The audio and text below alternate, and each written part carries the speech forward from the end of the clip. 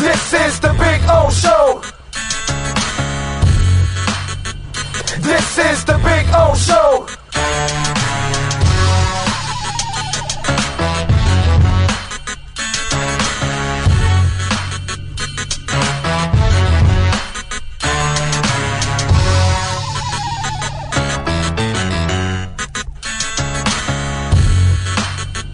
This is the Big O Show. This is the Big O Show.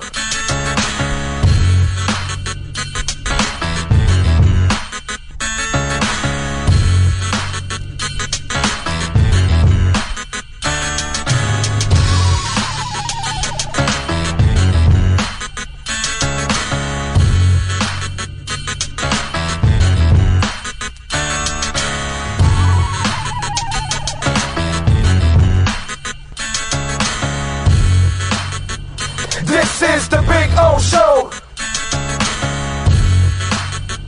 This is the Big O Show. This is the Big O Show. South Florida's premier law enforcement agency is now hiring individuals like you. The Fort Lauderdale Police Department is now accepting applications for non-certified and certified police officer positions. Minimum requirements and qualifications can be found at flpdjobs.com. That's flpdjobs.com. Are you ready? The city of Fort Lauderdale is an equal opportunity employer. Hey, it's Big O. Protect your home the way we do with Sloman's Home Security, folks. And if you want some great news, how about this? A free doorbell camera. That's right. The first 40 Big O listeners who dial 1-800-ALARM-ME will get this limited time offer of a free doorbell camera that connects directly to your smartphone with installation of your Sloman's Shield. And that's not all, folks. Sloman's is going to give you a free customized home security system and professional installation when you use their low-cost central station monitoring. So you're getting an LED touchscreen pad, a motion detector, 3 arm doors, and backup battery. Plus, if you're one of the first 40 Big O listeners to call 1-800-ALARM-ME, you'll receive a free doorbell camera with the installation of your Sloman's Shield. Keep your family safe like we do here in the Alzigari family. Call 1-800-ALARM-ME. That's 1-800-ALARM-ME. Protecting your family is your priority. There's nothing more important than a roof above the people you love. Call Tommy B. Butts Jr. Enterprises.com, 954-735-9826 or 954-394-1411 and ask to speak to Tommy, the owner. They specialize in all kinds of roofs, led by their highly crafted, skilled, and professional roof mechanics. All of their previous customers have an opportunity to enter their bi-weekly drawings to receive free an exterior impact metal door. Please call for more details. That's Tommy B. Butts Jr. Enterprises.com, 954-735-9826 or 954-394-1411. Trust Tommy to fortify and protect what's most important to you, your family. This is the Big O Show. Sports fans love a place with great food, cold drinks, and TVs everywhere. That's why sports fans love Sports Grill and their 7 amazing locations. Check out the Bird Road location at 11481 Southwest 40th Street in the back corner of the West Bird Shopping Center. Sports Grill is also now offering some great employment opportunities. All kinds of positions are now available from kitchen to hosting. Call for more information at 305-485-8845. From wraps to salads to amazingly delicious specialty dishes, Sports Grill is the home to the legendary special grilled wings. Since 1987, Sports Grill, good food, good drink, and good friends. It's the Big O Show. You're tuned in to the hottest sports radio. When you need your warehouse looking good while staying efficient, there's only one place to find the finest racks in the business. Pallet Rack City in Hialeah. 305-424-8547. That's 305-424-8547. Pallet Rack City is the company you need when you want your warehouse sporting the finest racks in the business. After all, who doesn't love a great rack? Pallet Rack City. 305-424-8547. That's 305-424-8547. Orlando, AK aka the Big O. He covers all the South Florida teams. For over 16 years, EJDconstruction.com has provided South Florida residents quality craftsmanship, accurate project management, and exceptional service. That's why EJDconstruction.com is an A-rated member of Angie's List and the Better Business Bureau. When you're looking for the right custom home builder for additions or home remodeling, please call my friend Eric at 305-433-4843. That's 305-433-4843 for EJDconstruction.com. Dolphins to the Heat, well, you know what I mean. Monday to Friday, Friday Pablo in the... There's no need to drive around South Florida wasting valuable time looking for a new or certified pre-owned Acura. Go to the #1 volume sales dealership in the Southeast United States. Craig Zinn's Acura of Pembroke Pines. Purchase with pace and space in a dealership tailored to your needs. From home buying to providing that personal touch. Contact the 2020 Satisfaction Award winner Craig Zinn's Acura of Pembroke Pines. 888-776-5123. That's 888-776-5123. Or visit them at 15601 Pines Boulevard in Pembroke Pines. Show O's on the radio, the top's where we gonna go, Miami, that's the way we roll. Folks, you can support the hardest working sports talk show in South Florida through Cash App or Venmo. Just search Cash Big O Show. Support us through Cash App or Venmo. Cash Big O Show. We thank you for your incredible support. On the morning show, Big O, no one has a similar show. Talk sports, talk plays, talk... If you're a Miami sports fan, then there's only one store to go to, and that's Caneswear at Miami Fanwear in Davie. They're your one-stop shop for all your inner Miami CF, Canes, Dolphins, Panthers, and Marlins merchandise. They have hats, t-shirts, game day jerseys, and so much more. Located at 2511 South University Drive in Davie, and open 24/7 online at caneswear.com or innermiamiwear.com. Call them at 954-835-5597. Caneswear, the spot where Inner Miami and all Miami sports fans shop. Live and direct, because nobody do it better than Big O in the set. From sunrise, listen live. When you're ready to purchase a new home or refinance the one you have, American Dream Lending will make sure your loan experience is easy with fast approvals and quick closings. With many loan programs and competitive rates, now is the time to turn your dreams into reality. Ask about special financing for veterans. They never charge an application fee, and you will work directly with one of their experienced loan professionals. Stop dreaming and contact American Dream Lending today, 786-802-1727, or online at adreamlending.com. Viewpoint statements or beliefs expressed on the following program by the host, guests, or callers are not necessarily the opinions of FantasyXS.com, Media Group Inc. ownership, management, sponsors, or website. When it comes to South Florida sports teams, very few in the media have witnessed, lived, and covered it like the Big O. Let's start the program dedicated to your favorite South Florida teams with a passion that's unmatched. The Big O Radio Show is on. Here's the Big O. Alrighty, welcome aboard. Time to have some fun, folks. Yes, sir. It is time to rock and roll on the Big O Radio Show. Yeah, baby. Sean Stanley driving the program. Hope you all are doing well out there. We are live at Hialeah Park. Yes, sir. Hialeah Park on a beautiful Friday. We were supposed to be here yesterday, but unfortunately, we had technical issues, so we are now here today on a beautiful Friday to have some fun and rock and roll a little bit. So we will take you, of course, till about, I would say about 1 o'clock, something like that. There we go. We'll take it till about 1 o'clock, and we got a loaded show. All right, we got Ira Winderman at 10:30, so we'll talk a little bit about the Heat win last night and the loss, because Dedman did not look good. We will have Manny Navarro at 11:30, so we can talk a little Canes, get the latest on what's going on with the Canes. They got the bowl game coming up. They've got a bunch of COVID issues. And, of course, Mario is like a madman going all over the country, from recruiting to putting together a staff. So we'll get the latest on that from Manny Navarro at 12 o'clock at noon. My buddy Mike Triplett is going to join us from New Orleans. He covers the Saints for ESPN NFL Nation. He was going to join us yesterday, but the story broke that Taysom Hill and Taylor Heineke are no, is it not Heineke? It's what was it, Simeon, Trevor Simeon, are that they were going to be placed on COVID list, plus a slew of other players. So he goes, dude, I got to chase this story, and I said, no, man, go ahead, go do your thing.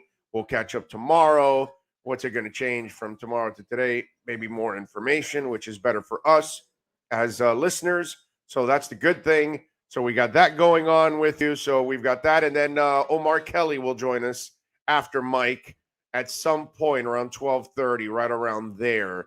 Not exactly sure the specific time, but he will join us right around 12:30. So I got a lot of things to cover today.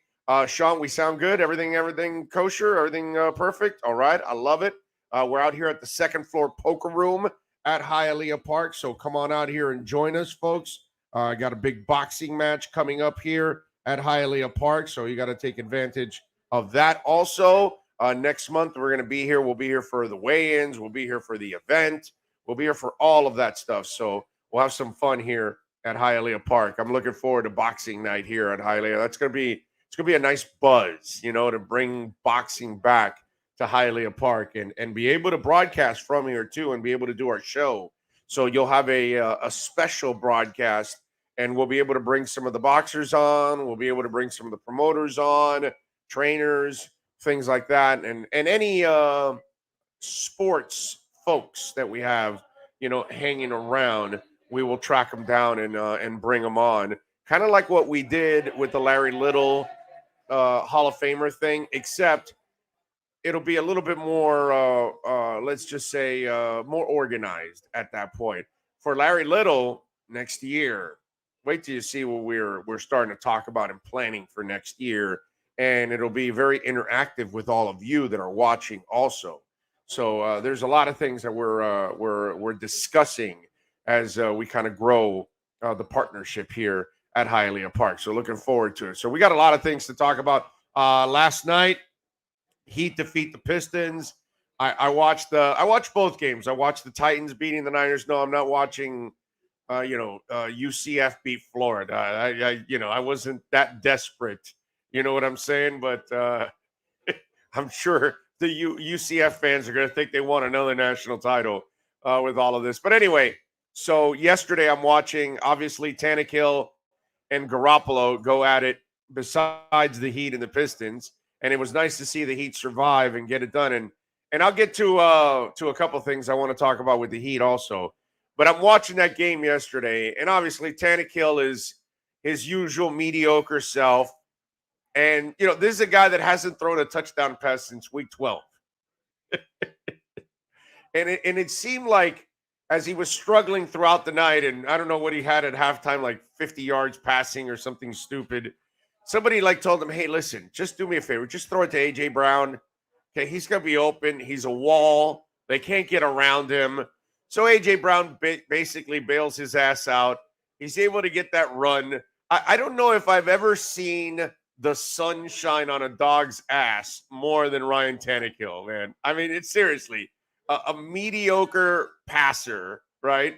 And it's just stuff seems to happen for him. It really is amazing. You know what I mean? And then on the flip side, I'll tell you one thing that I'm pretty wrong about with is Garoppolo. I've always said that you can win with Jimmy, but obviously the problem with Jimmy has been injuries, right? But, last night you're watching, and it's one brain fart after another, and when Juszczyk or whatever, the fullback is wide open and you overthrow him. And it just reminded me of Emmanuel, in the Super Bowl, and the interceptions and the mistakes. And, it just, I got to tell you something. No, I don't think you can win with Jimmy. I'm wrong there. I don't think you can win with Jimmy. It's not just injuries with Jimmy. It's shortcomings with Jimmy. He has those brain fart moments, and they happen just too often, dude. And if you're going to be an elite quarterback, if you're going to be a franchise guy, that you got to be dependable, man. And on days where, Deebo Samuel alone practically kept them alive, And the defense actually, and I know they gave up some stuff, but I mean, A.J. Brown's a pain in the ass to cover for any DB in the world to cover that monster. And so I kind of understand it, but they did enough in that game that if you had a competent quarterback, you shouldn't have scored 17 points. You should have scored 30 points. You know, when they took that 10-0 lead, it really should have been 14-0. And it just, these are shortcomings that are happening just on a consistent basis with him. And that's where I'll tell you, I was definitely wrong with Garoppolo, man. You know, I always thought Garoppolo can do enough to help you win. You know, obviously, you're going to need a good team around him. He's not the guy that's going to carry you. And yesterday, those are the kind of moments that I'm talking about where you've got to do your part. The rest of the team is doing their part, and you're not doing your part.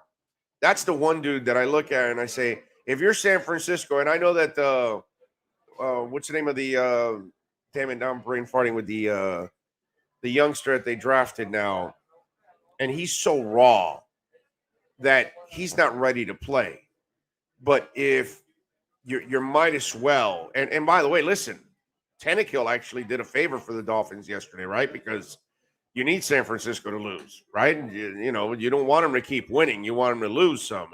So that's a good thing that San Fran drops to 8-7 yesterday with the loss, so that draft pick doesn't continue to climb, you know?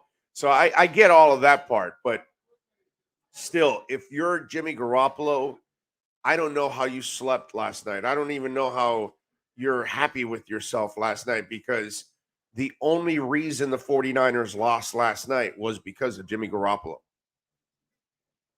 It really is. It's just amazing. And it just, I'd be so pissed. So if they can get Lance going, man, get Trey Lance going next year and start to find out if he can play or he can't play. But you better do something and find out if Trey Lance is the guy. I'm telling you. Anyway, 855-912-1056 if you want to get in on the program. That's 855-912-1056 if you want to get in on the program. You can also reach out to us on Twitter. That's at Big O Show.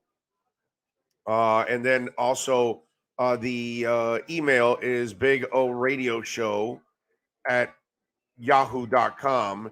If you want to follow us there on Twitter, also, I mean on the email at Big O Radio Show at yahoo.com. Remember, you can make a donation through Cash App or Venmo as we all get ready for a little lechon tonight. Of course, it's you know, obviously it's a little different for Latins. Tonight's the night. For everybody else, tomorrow night's the night. Right? So for us, it's tonight. And we got to obviously hit the lechon today. I'm looking forward to it. Willie says, Big O vocabulary, brain fart, compartmentalize, and development. Yes, those are three of them right there. Brain fart, definitely plenty of. Plenty of. Derek says, good morning. Are we ready to play the Saints? You guys think we have a good chance to beat them with their third-string QB? Derek, if they can't beat them with their third-string QB, you know, I mean, this is a game. This is a game where there are no excuses for Brian Flores. There are no excuses for the defense. There are no excuses for Tua. There are no excuses for the offense. There are no excuses for the offensive coaches. Overall, the Saints placed Taysom Hill and Trevor Siemian on the COVID list. Safety Malcolm Jenkins, guard James Carpenter, linebacker Caden Ellis, safety Jeff Heath, defensive end Jalen Holmes, offensive tackle Jordan Mills, and defensive tackle Christian Ringo. Okay? They also already had tight ends Jawan Johnson and Adam Troutman on the COVID list. And Ryan Ramczyk, their tackle, and Teron Armstead are both out with knee injuries. They have not practiced all week. Okay? Marcus Davenport is dealing with a shoulder, and Traquan Smith is dealing with a shoulder, but both are limited and are expected to play. Safety Marcus Williams is also expected to play, but they are injury-riddled and COVID riddled. So they're missing 3 of their linemen. They're missing their top 2 quarterbacks. They're missing a slew of other players. If the Dolphins don't beat the Saints, it's because, the Dolphins are pathetic. That's all. There's no reason not to beat the Saints. There's no excuses. They're not a good team in the first place. They got a hell of a defense, but outside of that, they're not really a good team. And your defense is pretty much healthy, and their offense is completely shattered. You have to dominate that offense. You have to force turnovers if you're the defense. And if you're the offense, you just got to take care of the ball and stay away from penalties, and you should be able to win this game. You can play, rest in peace, a Tony Sparano-like game here, where you just try to control the ball, play field position, hit a few field goals, and you should win the game. I mean, the Saints really should not be scoring anything on you. Alvin Kamara doesn't have a line of run behind. He doesn't have a quarterback that will take any pressure off of him. So the defense knows that he's the only weapon left on offense. I mean, it doesn't get any more remedial than this to prepare for this team. And the Dolphins, I would hope, they're not good enough to overlook anybody, but you also can't go into that game going, man, they're so injury riddled and so COVID, these guys are going to mail it in. I hope they don't think like that either. I mean, this is a game that is just, it's gifted on a Christmas weekend. You have been gifted every opportunity to beat the Saints. If you don't beat the Saints, it's pretty pathetic. It's sad. Seriously, you should fire Brian Flores right after the game if he loses it. That's how easy that game should be. If you're a coaching staff, if you're players, if you go out there and play a professional game and you take care of the football and you play to your best, you easily should be able to wrap this game up. That's it. You've won 6 in a row. You're playing better than they are. Okay, if they were healthy, then I would tell you this is going to be one hell of a game for Miami. It's going to be really, really tough. But right now, just stay away from the turnovers, control the ball, control the field, and you should be all right. Rocky says the Dolphins O-line needs to play well on Monday to win. Yeah, they just got to do a serviceable job and they'll win. That's all. Merry Christmas, Big O. Bad Santa binge today. You should do it. Going to finish 98 versus Broncos. Wow, vintage football is epic. JC Kang in New Jersey says, Merry Christmas, Big O. Keep up the great work. Finns get both the dub this week and the national media's respect. Well, I don't know because they're so depleted. I don't know if they're going to get that respect. The respect will come in the last week of the season. You beat the Patriots, and that will set you up in a big-time way, okay? You win this week, and then you beat Tannehill next week, and, let's see. That'll set it up in a beautiful way. Is that a coat you're wearing? Oh, South Florida. It's 29 degrees here in Massachusetts.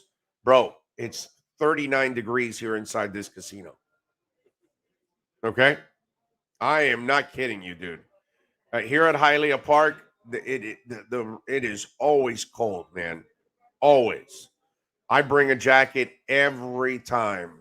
And when I forget it, we'll take a commercial break. I'll say, hey, Sean, extend the break a little bit. Let me go get the jacket in my car. I'm not lying, man. I'm not lying. It is cold here at Hialeah Park. It always is. And thanks to my wife, because she came by with me today and she goes, hey, your coat, your jacket. And I said, oh man, that's right. She reminded me of my jacket. I almost forgot the jacket. But no, it's the funny part is that I'll take off my jacket the second I walk out of here. But the second I walk in, I'm putting my jacket on, bro. It is cold, man. And Steve, when you got to sit here for 4 hours and it's cold, it becomes even colder. It's not like you're moving around. You know what I mean? The amazing people here playing at Hialeah Park, their blood's going, man. They got cards on the table. They got chips on the table. They got stuff on the line. The blood's going. Maybe they're having a drink or two. You know what I'm saying? They got ways of warming up. Not you, not me, man. I'm just sitting here talking with you guys. It gets cold. So if I don't bring this jacket, oh man, it is a long 3 hours. I got to tell you. There's another place that we go, right, Sean, that I have to put on the jacket? Where is it at? I know there's one more place we do stuff at. And I have to put on a jacket also. Forgot what other place it is. But there's one more. But yeah, it's just like, what can I tell you, man? Big O, what do you think about all this COVID-19 outbreak? Look, the good thing is it seems like this variant is not as strong as the other ones, and it doesn't really like do a serious number on people as long as you're not vaccinated, of course. As long as you're vaccinated. If you're not vaccinated, then obviously you put yourself at an enormous risk. But most of us that are vaccinated and boosted, if you catch it, it seems like it's the lightest one of them all. And look, man, I'm not an epidemiologist. I don't play one on television. I didn't sleep at a Holiday Inn last night or any of that crap, okay? Maybe as this thing continues to morph, it's not as strong anymore. You know what I mean? I don't know. We'll see. But the good thing about it, at least, if I can find some kind of a silver lining for the people that are vaccinated and boosted, it doesn't look like it affects you that much. You know what I mean? It looks like it goes through your system pretty quickly and you move on. That's why it's so important to get vaccinated and boosted if you can. So that way you can battle these things a lot easier. So that's the good thing. The bad thing, obviously, it's slowing us down, as a world. So that's the part that sucks. That unfortunately we'll end up paying the price. You know what I mean? But we cannot. I didn't shut down, as you all know, when the pandemic was going on and things were shutting down. We didn't shut down our show. We were doing remotes. We were doing everything just like we're doing now. As long as you're careful and, you kind of maintain your distance and you don't do irresponsible things, you should be all right. You know what I'm saying? So the one thing we can't do is shut down again. Can't do that. Just got to find a way to be respectful of each other, put on your masks, keep your distance.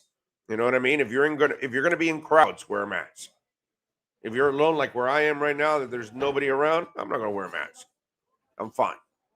But if you're going to be in crowds, wear a mask, man. Take care of yourself. So maybe we can not spread this thing. But what are you going to do, man? We'll get by it. We'll get by one way or another. We'll get by it. I know one thing. It ain't going to stop me, bro. I'm gonna continue to power through like I have the entire time that this thing has gone on. I have not stopped whatsoever, and I don't plan on stopping whatsoever. So there we go.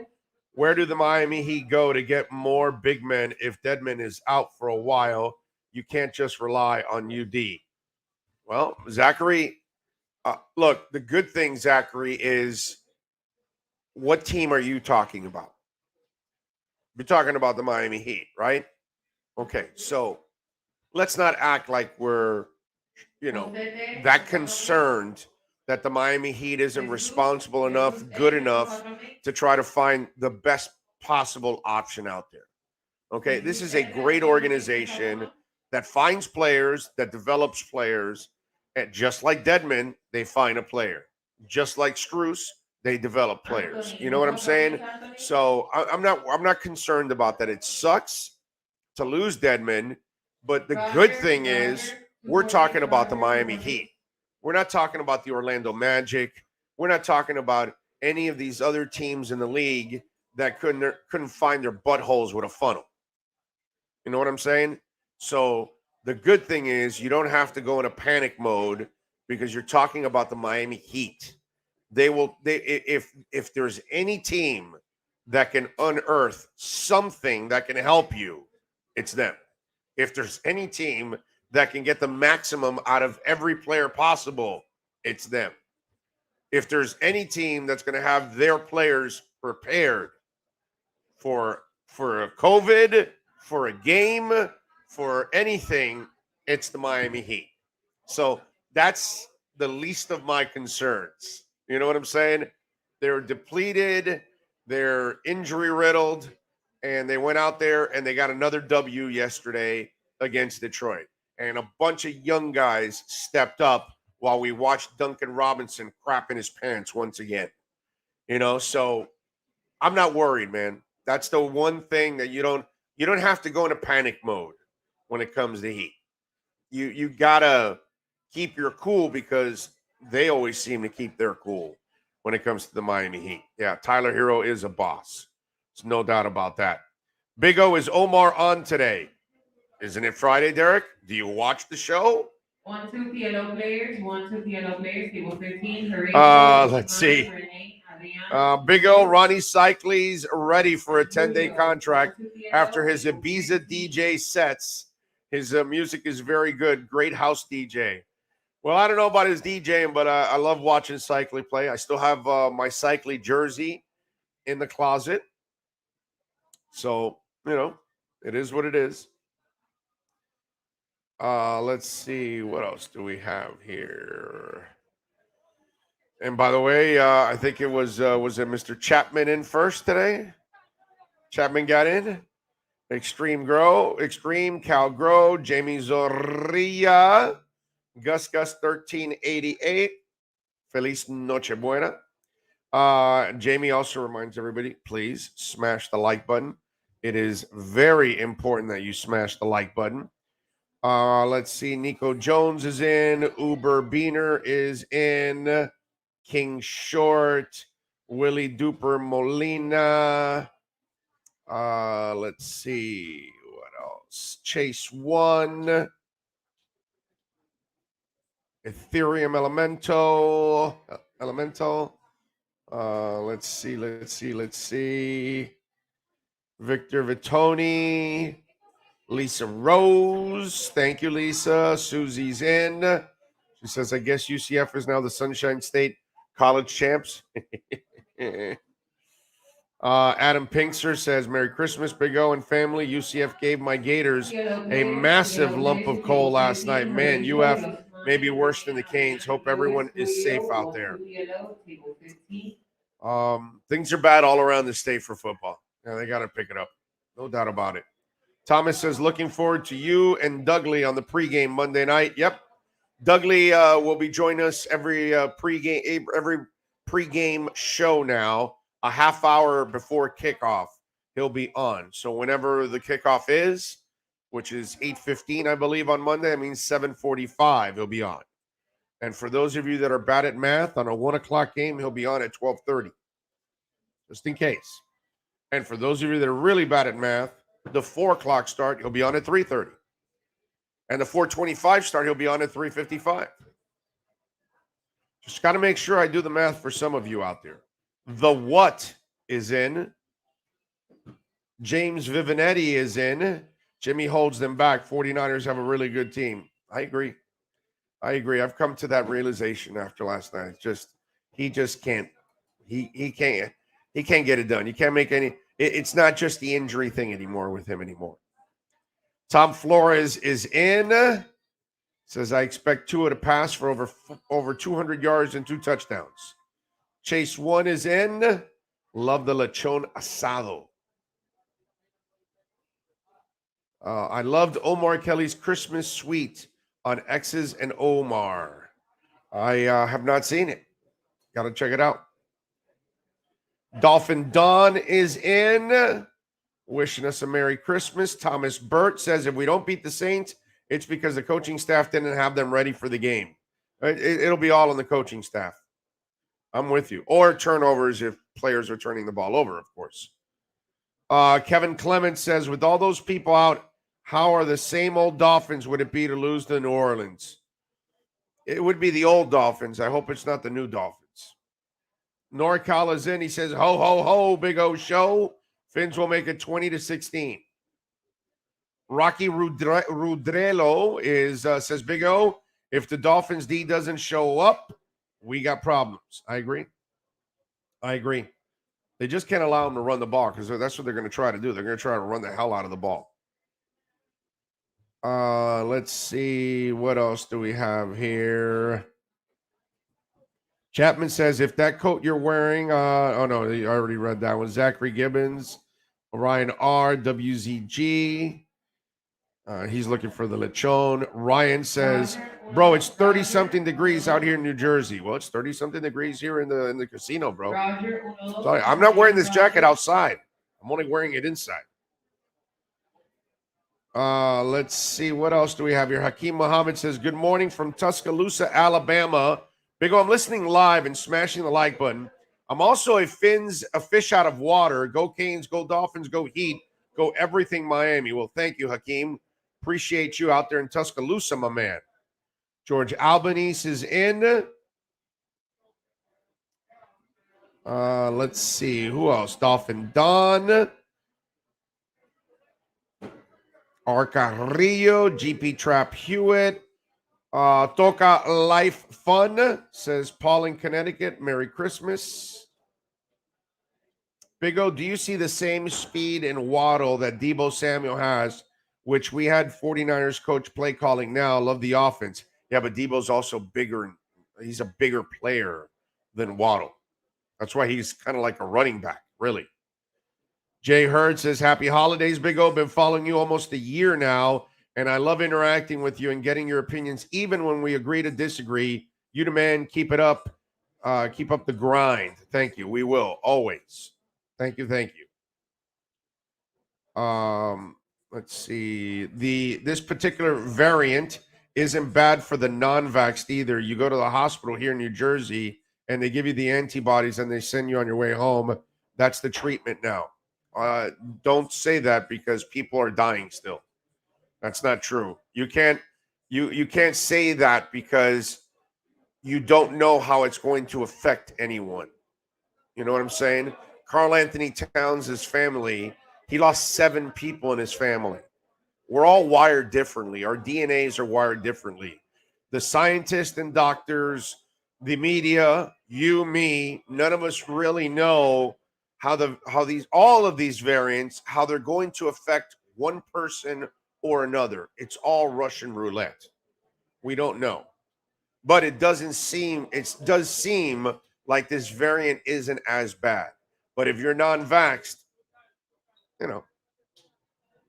I get it, man. Listen, those of you that just want to disbelieve, that's fine. It's because it hasn't affected your world or whatever. Most of the people dying are the ones that are unvaxxed. Those are the facts. So whatever. You want to lie to yourselves, you guys can go lie to yourselves. But you better get vaccinated.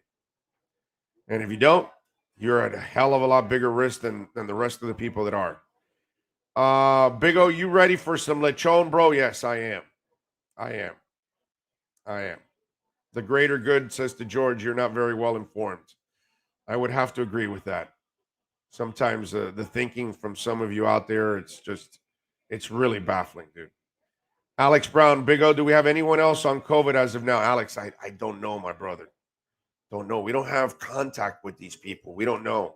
So we're at their disposal now, and we depend on them to tell us. So today we'll find out if there's any new cases for the Dolphins. We just got to hope that everybody's responsible and stays away from it, man. So that's all it is, man. It's just something we got to deal with. Michael Young says, bring back Og. In all seriousness, I wish you and yours a Merry Christmas and a wonderful, healthy, happy, and prosperous New Year. Thank you, Mitchell Young. I appreciate you. Wish you a beautiful Christmas and safe holidays, my friends out there. And by the way, rest in peace, Alan Og. Okay, just in case. I don't know. Some of you don't know. Alan Ogg is no longer with us.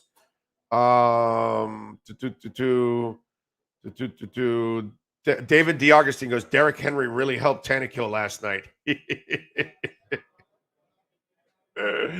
Guy has sucked forever, dude. He's had a terrible year. Please, bro. You know, anybody bragging about last night, man? Ugh, God. You're desperate. Checking in from Panama City Beach. Go Canes.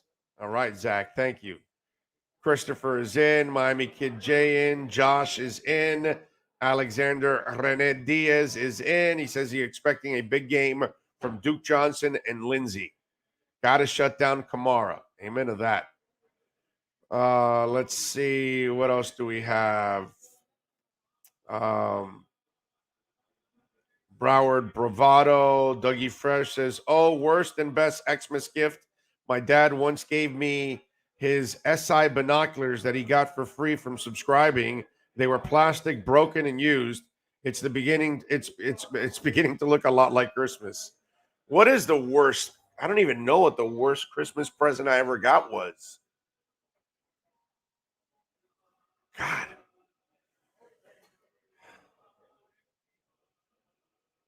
I don't know if I remember a really bad Christmas present. I guess that's a good thing, right? That I don't remember ever getting something that I was like, really? This is what you're giving me? All right, let's rock and roll. Let's do a little basketball, my bad, with the Accra Pembroke Pines Miami Heat and NBA report. I didn't hear the pop. Heat fans, time for the best insight of your favorite team with insider Ira Winderman, exclusively on the Big O Radio Show. It's the Acura of Pembroke Pines Miami Heat and NBA report. Here's Ira Winderman. All right, Ira. Good morning, sir. How are you doing, my man? You doing all right? You know what? I'm doing good, Big O, but I got to be honest. Now that I know our schedule here with the twice-a-week Acura Pembroke Pines reports and our Wednesday Pallet Rack City Inside the Paint, I always worry that I'm going to be coming off a loss or something horrible because we know that Orlando Alzagari loves nothing more than to dig his fangs in after the worst of times. So I'm sitting there at that game last night, and I'm going, please no, please don't lose to the depleted, league-worst Detroit Pistons. And only when Tyler Hero hit that shot, and only when Max Strus hit a shot do I go, okay, I think I could survive a Christmas Eve with Orlando. But man, Big O, was that harrowing. It was, but they got it done, which is all that matters to me. And again, one of the things you and I talked about, the development and watching Gabe Vincent, watching Max Strus, Yurt Saven pick up 12 rebounds yesterday, especially with the Dedmon injury. Yeah, you really are going to need this young man who all of a sudden has become a rebounding machine. So that's a really good thing. To me, that's the sweet part about that victory is that there were a lot of young guys involved, and they're the reasons why you won this game. Not the sole reason, because we know that Hero was just an absolute hero yesterday. I mean, he was just freaking awesome. yes. I mean, this kid was out for a few games, and he has shown zero rust. I mean, he has come off that the injured thing and just taken up. Was it injured or COVID? What was it? I know. Speaking about that, is I think the rest helped him. You know what? He had the bruised quad, and he missed the three games there after he got injured at the start of the Heat's last road trip. But that time off helped him. I think it energized him. I think we now know who Tyler Hero is and what he is.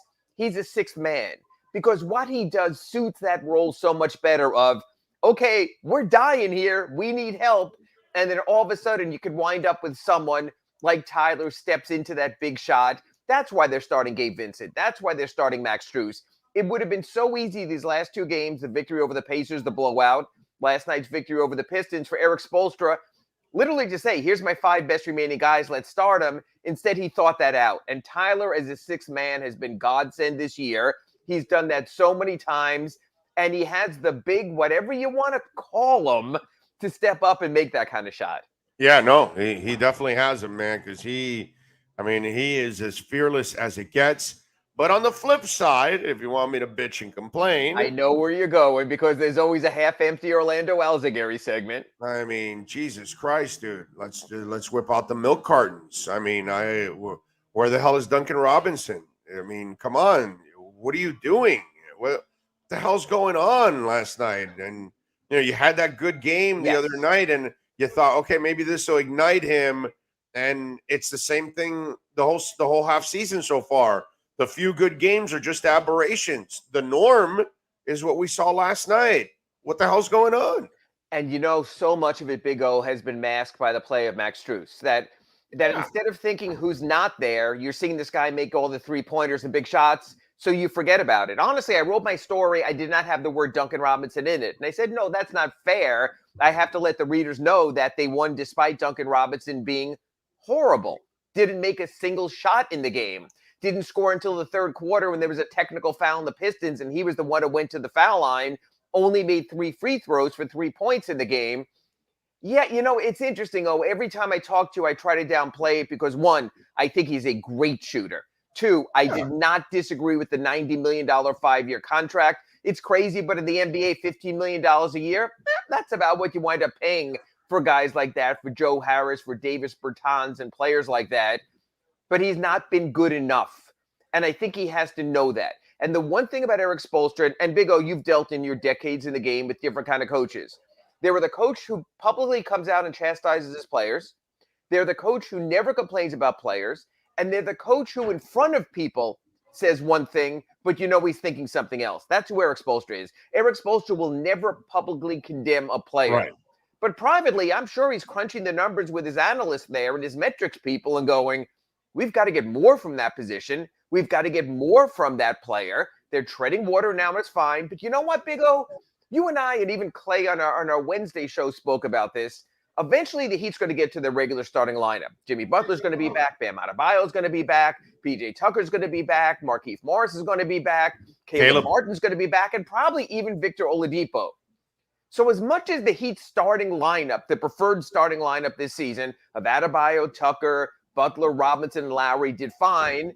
If Eric Spoelstra is going to be honest about his thing, that the best players play, that those who do the most play, you can make an argument of taking Duncan Robinson from one of the 5 starting spots to 10th man based on productivity. In other words, when do you sit back and say, it's not fair to Max Strus, it's not fair to Caleb Martin, it's not fair to Gabe Vincent that I'm asking players to do all of this, they're doing it, but I'm grandfathering in this player. I'd say about mid-season. That'll be mid-January, which is interesting, Big O, because that's also when Bam Adebayo's scheduled to come back.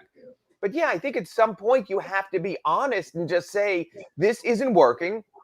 You were grandfathered in. And you know what? To the credit of Pat Riley and even Eric Spoelstra, they have sat some high-priced players over the years. They have given the minutes to the deserving.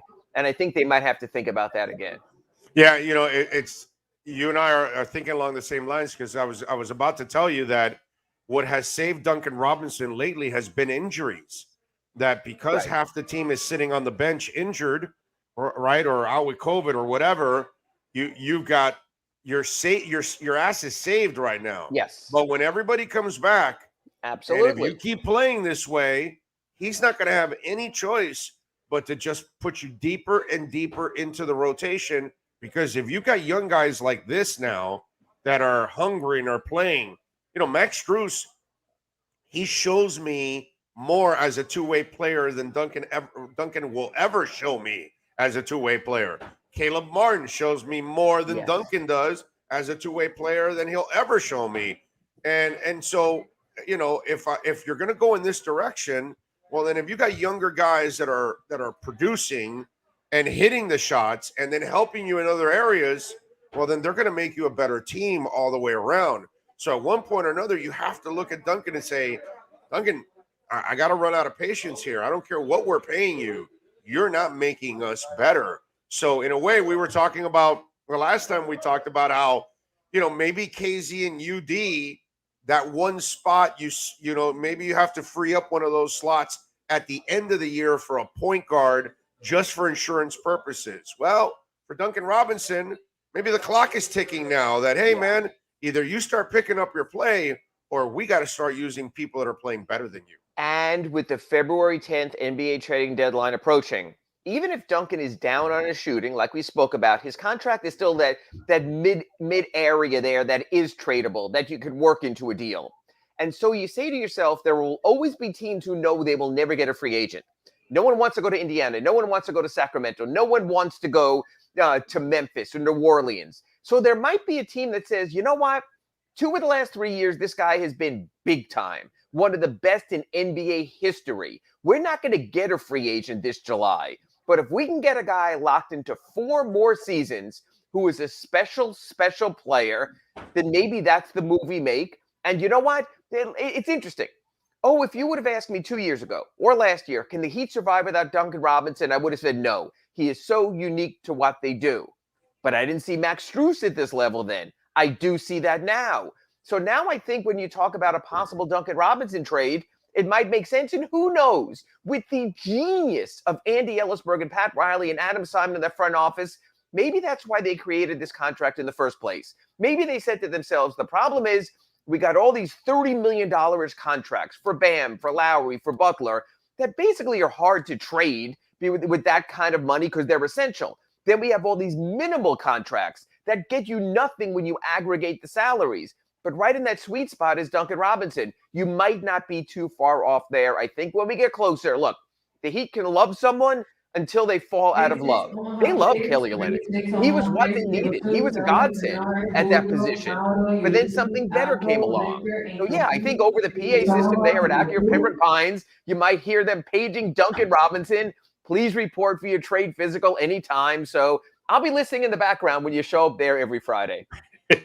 You know, it's funny because I'm laughing because when you're talking about this, a few years back when they signed all those journeymen, at no point did I ever believe that those contracts were tradable.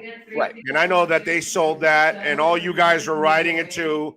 And at I called that complete bullshit from day one. And sure enough, it was complete bullshit. They weren't tradable. Oh, no, I disagree.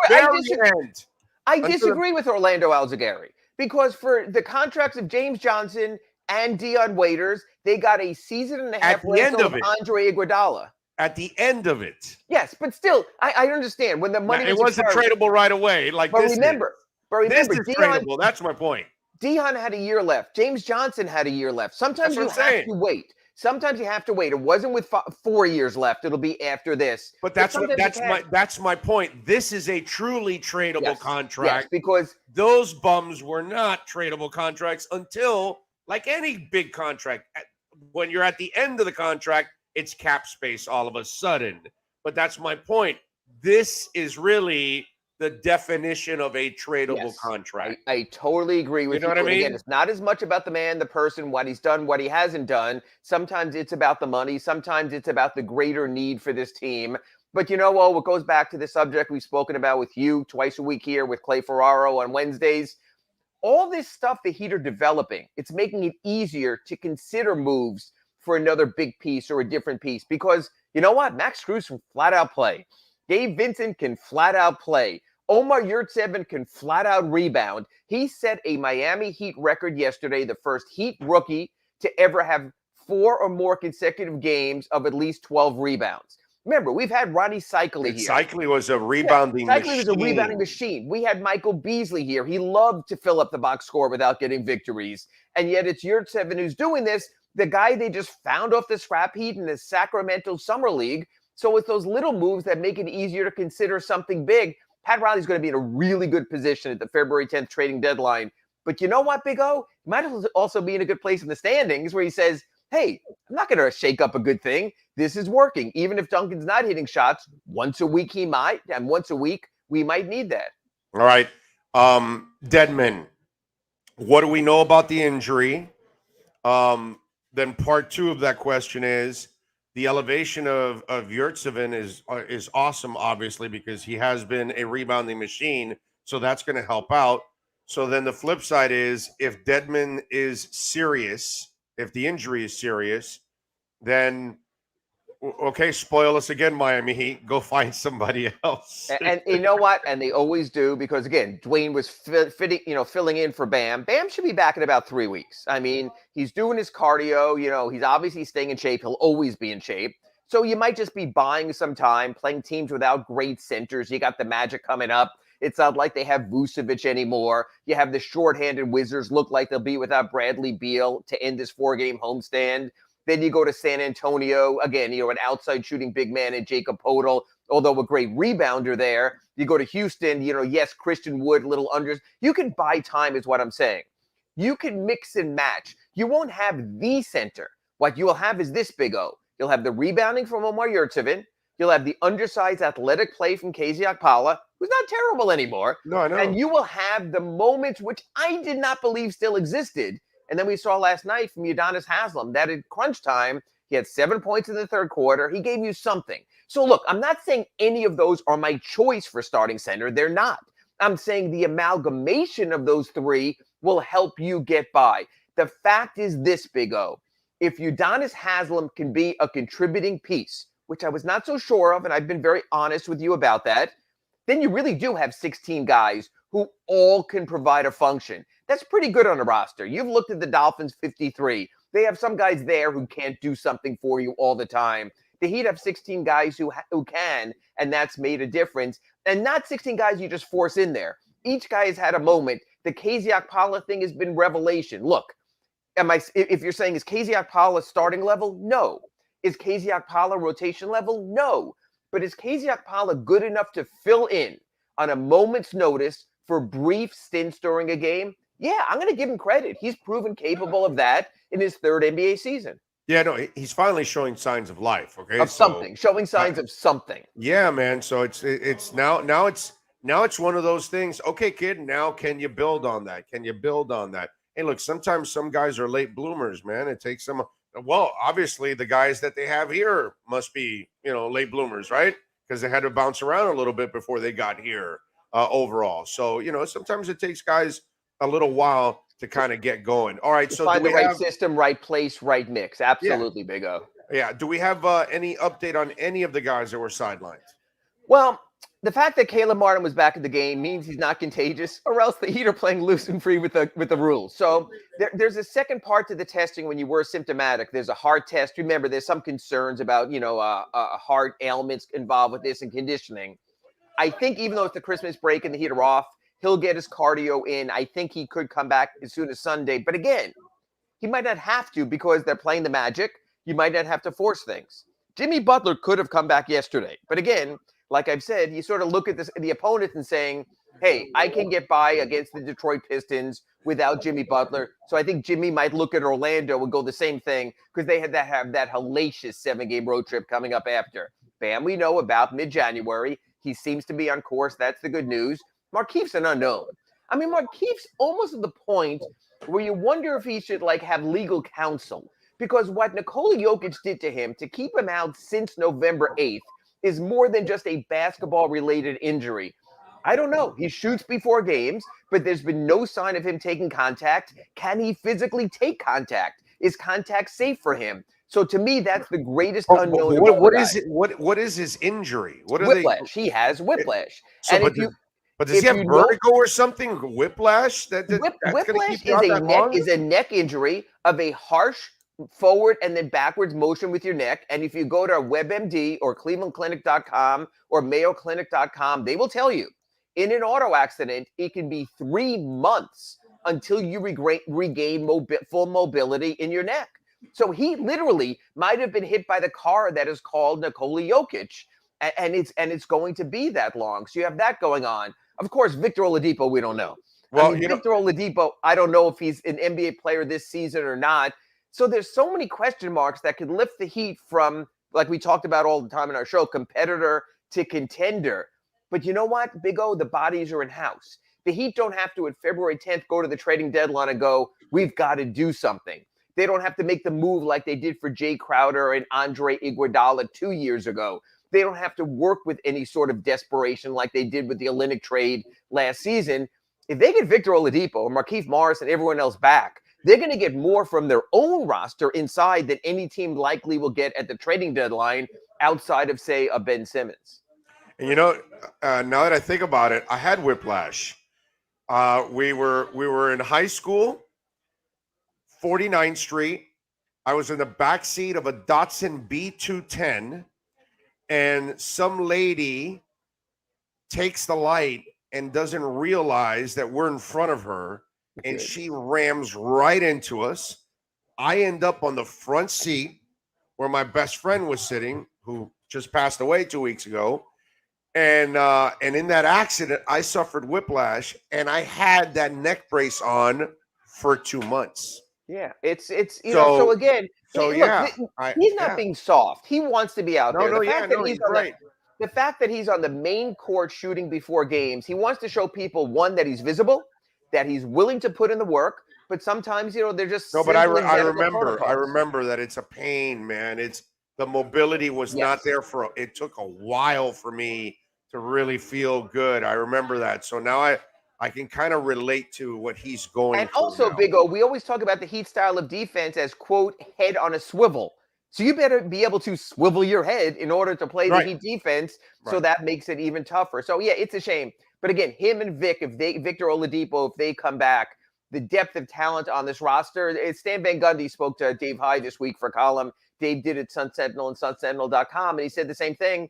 They're as talented as anyone in the East when they're fully healthy. I mean, look, Brooklyn we don't know about. Maybe Kyrie comes back, plays home games, doesn't. James Harden gets in shape, doesn't. You don't know. Does Kevin Durant get burned out? They've shown they could beat the Nets. They've shown they beat the Bulls. They've shown they could beat the Bucks.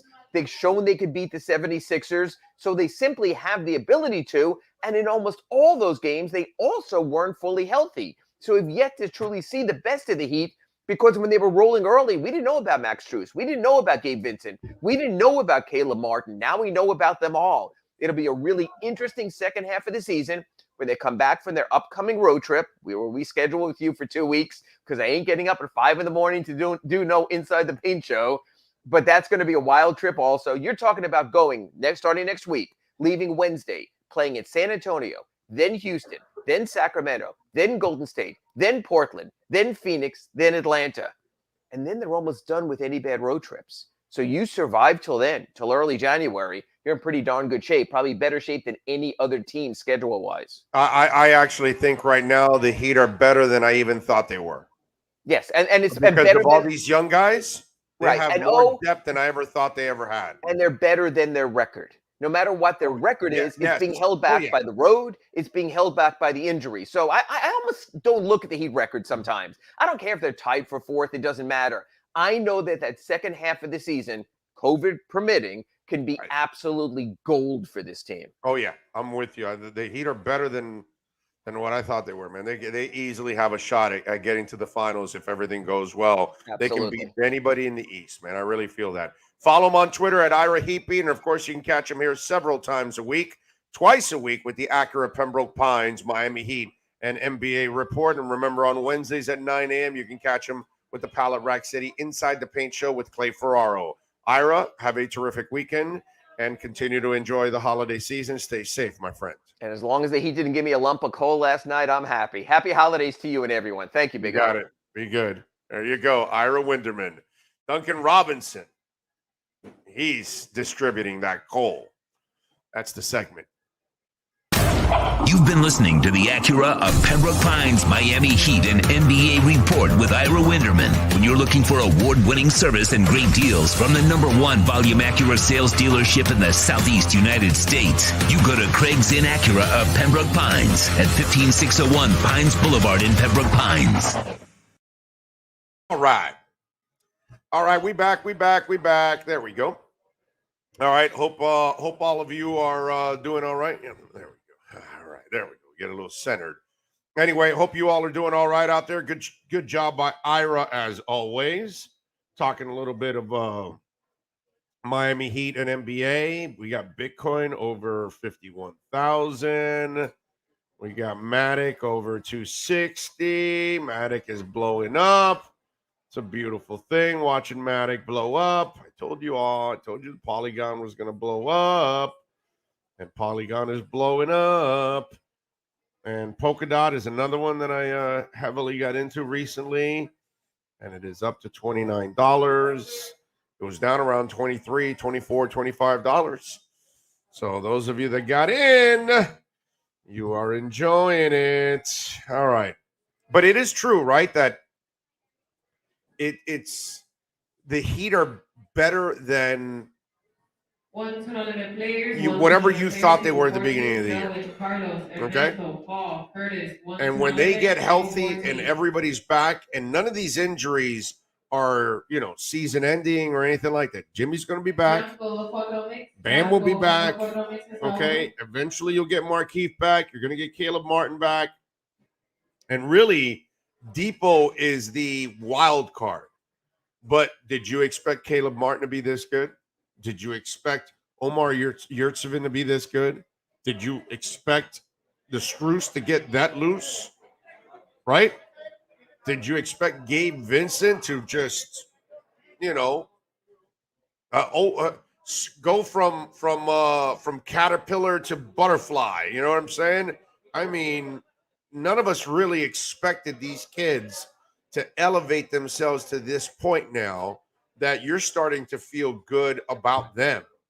And in this conversation with Ira, you also didn't think when you started the season you had a lot of trade bait, right? Well, man, if Caleb's going to be a player, if Gabe's going to be a player, if Strus is going to be a player, then do you really need Duncan? And if Caleb can play some defense and help you out, Strus plays some defense and plays with some moxie, something you don't get at all from Duncan, and then Gabe can actually help you out as a point guard, then, people want shooting. So this might lead you to go get another player.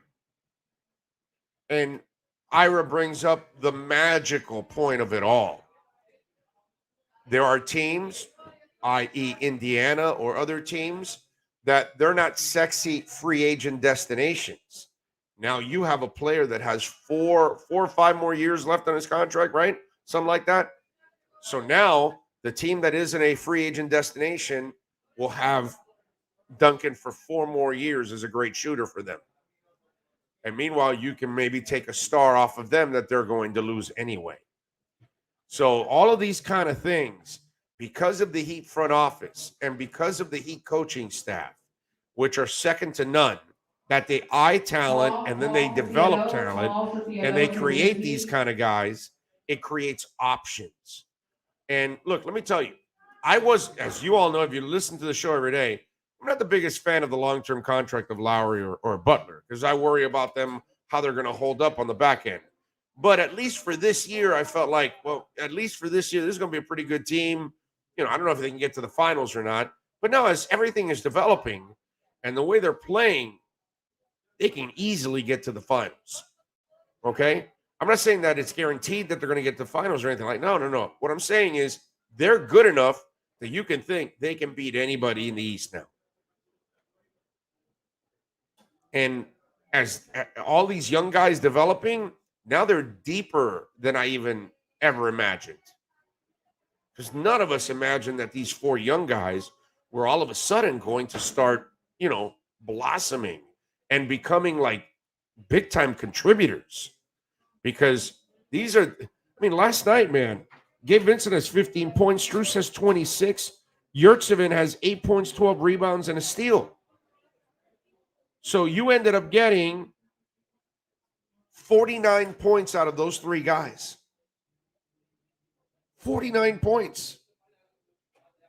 Oh, and by the way, I didn't look at how many rebounds Gabe Vincent had, but Yurtsevin and Strus combined had 18 rebounds. 12 for Yurtsevin, 6 for Strus. These young guys are contributing big time, dude. They're doing things that Duncan never does much for you. Outside of shooting, Duncan doesn't really provide enough of anything. I hate to say it, but if he's not shooting, he's practically useless. And last night, he was as useless as it gets. We've seen players in the past that They might be struggling offensively, but man, they're helping you out on defense. They're grabbing rebounds. They're assisting. They're doing things in other areas to kind of contribute and help out, even though things aren't going well for them offensively. If Duncan's not shooting, dude, none of it matters. So last night, 115, 112, you improved to 20 and 13, which is really amazing with everything going on. I can't wait to see this team healthy. They are going to be deep as hell. And let me tell you something. Here's the flip side to all of this. Now that we've watched that this Heat team has the possibility of being better than any of us imagined, deeper than any of us imagined. And now if you're Spo, you don't have to lock in on 8 guys anymore. You can go to 10 or 11. Do you know why you want to do that?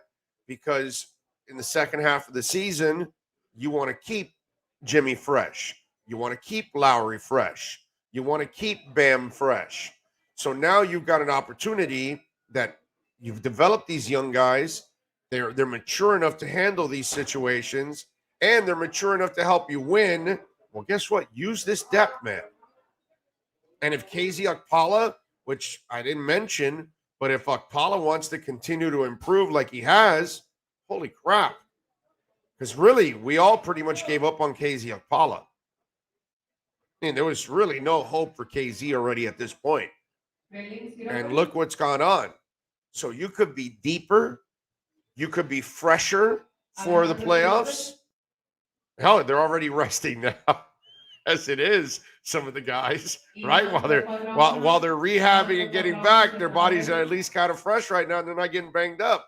So you could be fresher, you could be deeper, and if these young guys continue to develop and Duncan continues to kind of struggle, well, then you might be able to even move Duncan for another piece because you've developed everything else, which then also opens up the cap space too. Because Strus is your own and Caleb is your own. You know what I'm saying? So these are guys that you've got control over. And you're paying all 4 of those guys less than half of what you're paying Duncan. Can't give up on Duncan yet. He's going through a rough slump, just like Hero last season. I hope he can pick up his game after the All-Star break. I agree. But Rosendo, even if he continues to struggle, or even if he gets out of his struggle, if everybody else continues to develop, the point is he can be trade bait. Because if Caleb Martin continues to play well and develop, he helps you in every area. If Strus continues to develop and shoot just as well as Duncan, he plays with more moxie than Duncan. He plays with more effort on defense. He'll rebound more consistently than Duncan. You get what I'm saying? So it behooves you to not try to find an option. If you're developing young guys that you're not even really paying big money to, and this guy's earning big money and already proven, it creates an option for you to go find somebody else in another position, like point guard. Remember, Lowry is getting old, all right? And he's not getting any younger. So besides Gabe Vincent, if you can find somebody else, that would be a smart move too. And if Duncan can lead you to that, maybe you do that. I'm not saying you give up on Duncan, because you cannot give up on Duncan right now. You cannot trade Duncan right now because the young guys haven't proven enough. But by the trading deadline, if they continue to grow, you may have to make that tough decision. And maybe it's not a tough decision. How's the weather in South Florida wearing a jacket? All right, I guess we got people coming in, like Tommy now, who just joined us. So I guess we got to repeat ourselves. So, Tommy, no, I don't need a jacket outside in South Florida right now. But I need a jacket inside Hialeah Park Casino because it's like 39 degrees in here. And if you notice, every Friday, while I'm inside at Hialeah Park, I'm usually wearing a jacket. Okay? By the way, fix that collar. Anyway, so that's why I got to wear the jacket, because it is cold as a mofo in here. So the second I walk outside, I take off the jackets. That's the funny part. So I need the jacket while I'm in here. It's cold, man. It is. I'm telling you. It's a pain in the ass sitting here doing 3 hours of radio and you're freezing your ass off. All right, let's take a break. Hour number 2 from Hialeah Park Casino and Iceberg is next. South Florida's premier law enforcement agency is now hiring individuals like you. The Fort Lauderdale Police Department is now accepting applications for non-certified and certified police officer positions. Minimum requirements and qualifications can be found at flpdjobs.com. That's flpdjobs.com. Are you ready? The city of Fort Lauderdale is an equal opportunity employer. Oh, great. You got a doorbell camera. Now you got a front row seat to your house getting robbed. No. And there's nothing you can do about it. Get out of my house! Ooh, Mom's jewelry. There goes the TV. I'm sure it'll turn up at the pawn shop. No! Just because you can see them, that doesn't mean you can stop them. With Slowens, you get 24-hour monitoring, a free home security system, and professional installation. Plus, a free doorbell camera. Free? One that'll actually work for you. It's not total security unless it's the Sloman Shield. Call 1-800-ALARM-ME.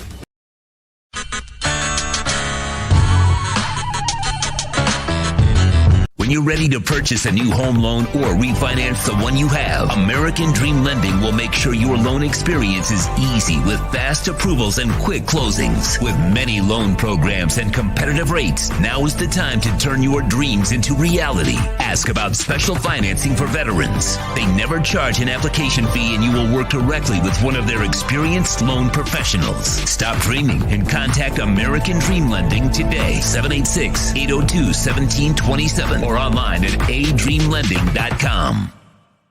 When protecting your family is your priority, there's nothing more important than a roof above the people you love.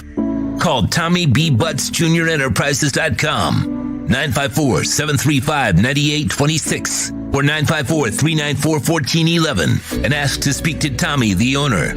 They specialize in all kinds of roofs, led by their highly crafted, skilled, and professional roof mechanics. All of their previous customers have an opportunity to enter their bi-weekly drawings to receive free an exterior impact metal door. Please call for more details.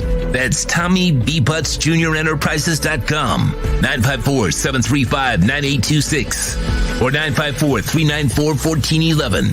Trust Tommy to fortify and protect what's most important to you, your family. The Big O Radio Show is looking for an experienced salesperson in the radio or TV business. The candidate must have at least 5 years of sales experience in the broadcast business over the last 10 years. Please email your phone number and resume to bigoradioshow@yahoo.com. That's bigoradioshow@yahoo.com. Looking for an aggressive person who can help our platform expand into many avenues in our business. Reach out if you are the person that's able to make the difference. The viewpoints, statements, or beliefs expressed on the following program by the host, guests, or callers are not necessarily the opinions of FantasyXS.com, Media Group Inc., ownership, management, sponsors, or website. When it comes to South Florida sports teams, very few in the media have witnessed, lived, and covered it like the Big O. Let's start the program dedicated to your favorite South Florida teams with a passion that's unmatched. The Big O Radio Show is on. Here's the Big O. Yes, we're back at beautiful Hialeah Park, baby. It is the poker room, second floor poker room. Come on out here and join us. Sean Stanley by my side, as always, putting it all together. Appreciate all of you out there tuning in, keeping it locked. Omar Kelly will be joining us. I believe he is going to be joining us in this hour instead of hour number 3. By the way, I would be remiss if I did not mention Ray Grullon. Thank you, sir, for a little love on the Cash App. Very nice of you. Very nice. Thank you, thank you, thank you. Let's see. Okay. All right. I'm sorry. Sorry, I had to fix something here. Okay. All right. We will have Omar Kelly at 11:30. Manny Navarro will be at 12:30, by the way. Okay. So set to join us now at 11:30 here at the bottom of the hour. All right. So there you go. All right. What else was I going to tell you? I was going to tell you something else here when we're coming back from the program. Anyway, hour number 2. We'll have some fun out here.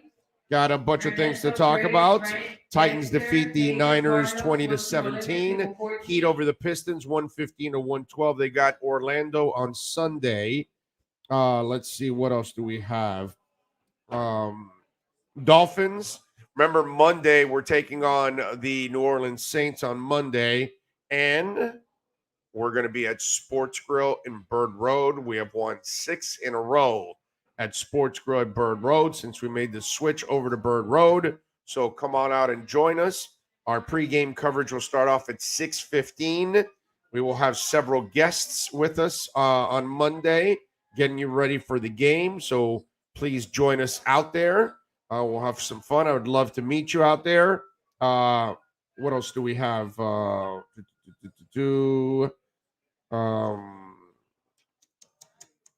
As I told you before, Saints put a lot of people on the COVID list. They've got injuries. That's about it. What else do we have? Oh, they worked out a couple of guys. Isaiah Johnson yesterday, the cornerback. Delano Hill, a safety. And Donnie Lewis, a cornerback. They worked out yesterday. No word if they've signed any of them or if they plan on signing any of them. Normally it's a Tuesday, but they did it on a Thursday this week. So you got that going on. They were able to work out a couple of guys. What else do we have here right now that we have to talk about? We'll say this, that when you look at this opportunity, I mean, Miami could not ask for a better opportunity now to try to get into the playoffs. It's not going to be easy. We all know that. But the way it's all set up, man, New Orleans has got a bunch of injuries. Tennessee is not a juggernaut. You know, covering A.J. Brown will be a pain in the ass, and those corners get paid a lot of money. We'll see if they can somehow, slow that animal down, because that guy is just an absolute beast. And then you've got the Patriots. And I will say this, Flo has been able to do a good job against Belichick, right? So got opportunities. The opportunities are there. And that's the beautiful thing about what's going on right now in South Florida sports. Your football team has got a shot. I know it's not a great one, but they've got a shot at the playoffs. Mathematically, they've got a shot. If they take care of business, it might all fall into place. The basketball team is definitely going to the playoffs. If they can get everybody healthy, man, they're going to be really good. The hockey team, they are one of the 2 or 3 best teams in the NHL as it is. You get those guys healthy and everybody in the right direction, sky's the limit. It's a lot of fun, at least. I know our baseball team isn't very good, and I don't even know if baseball is going to happen this year. But whether it happens or not, I don't think we're expecting that much from the Marlins right now. Inter Miami is not really anywhere near competing for any kind of an MLS Cup, and they would struggle to get in the playoffs again next year. They're not very good. So, you've got a couple of other teams. At least, you know what? I think the Canes are going to be pretty good next year.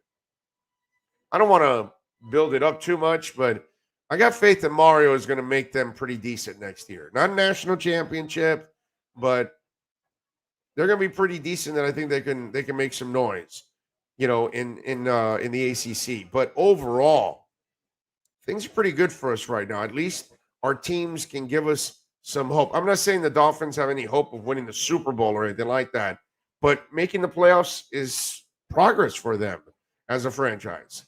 It would be nice if they can somehow, and to go 1-7 and somehow, make it to the playoffs would be a pretty impressive feat. Crazy, but in a year like this with COVID and everything else, hey man, anything is possible. But we at least know that the basketball team and the hockey team, they got a shot to do some stuff, man, and be pretty special. Rosendo says you should do your show outside of Santa's Enchanted Forest. We want to do that, actually. To be honest with you, we want to do that. I don't know if everything is set this year for us to do that. Might be short notice, a little too much short notice. We've been talking about it. But it's all about, Rosendo, when we do stuff, we have to have the internet connection out there. And if we don't have the proper internet out there, the video will not work. And then it freezes up and all that stuff. And it's happened before. And you guys know it's not a good thing when it's freezing up constantly. So that's the whole thing. It's kind of the way you set it up out there. We need to be set up the right way. So that's really what it's all about. Let's see. What else do we have? O needs to do the show from Tootsie's with the center stage behind him. His viewership will quadruple. I'm all for it. I mean, you know, I'm not going to complain. You want to put me there in Tootsie's? Well, I'm all for it. Let's go. Tootsie's, Booby Trap, Cheetah. Let's go. Scores.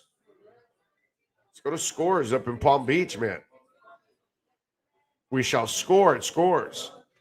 Let's see. Radically says 49ers QB massacred the 49ers last night. Titans pretty much locked up a playoff spot. Yeah, no, Garoppolo just gave it away yesterday. Terrible. Eric Bedenbaugh says, Big O family, Merry Christmas to all and blessing upon families. Time to hit the road. Well, be safe. Dougie Fresh says, you and Sean can also come to Pensacola and do the show from Sammy's. Don't act like you don't know. Well, so, wait a minute. So they have a Sammy's in Pensacola? So why did they close the one in Mobile? Man, I missed the one in Mobile. When I go to the Senior Bowl, I can hang out at Sammy's. If Dolphins make the playoffs, you should host a playoff game at Sports Grill, Bird Road, with the Sloman Shield uniform on. So that's a pretty good one there.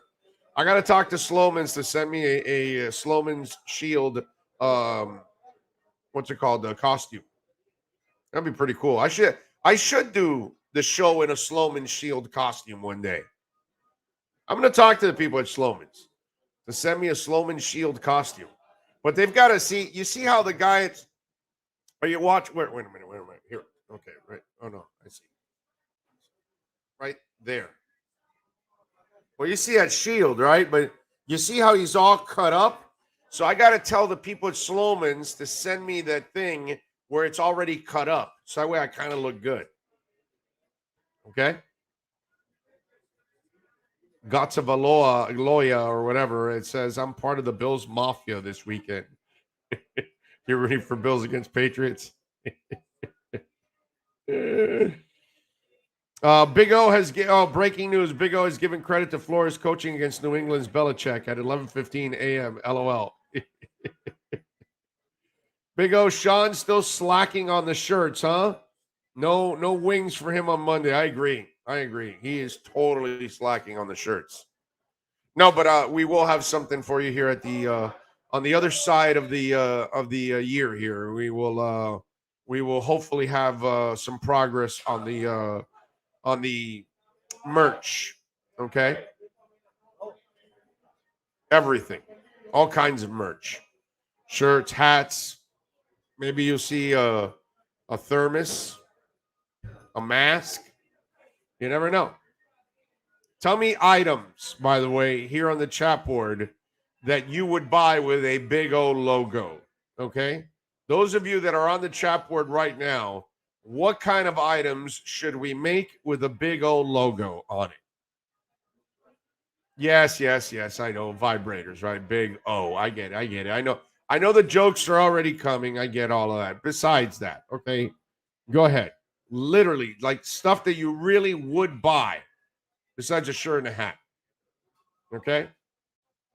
Dear Big O from Argentina, Merry Christmas, Ricardo says. Thank you for being there every day for us Dolph fans. I appreciate you, my man. But I'm here for Heat fans too, and Marlins fans, and Panther fans, and Inter Miami fans, and Kings fans.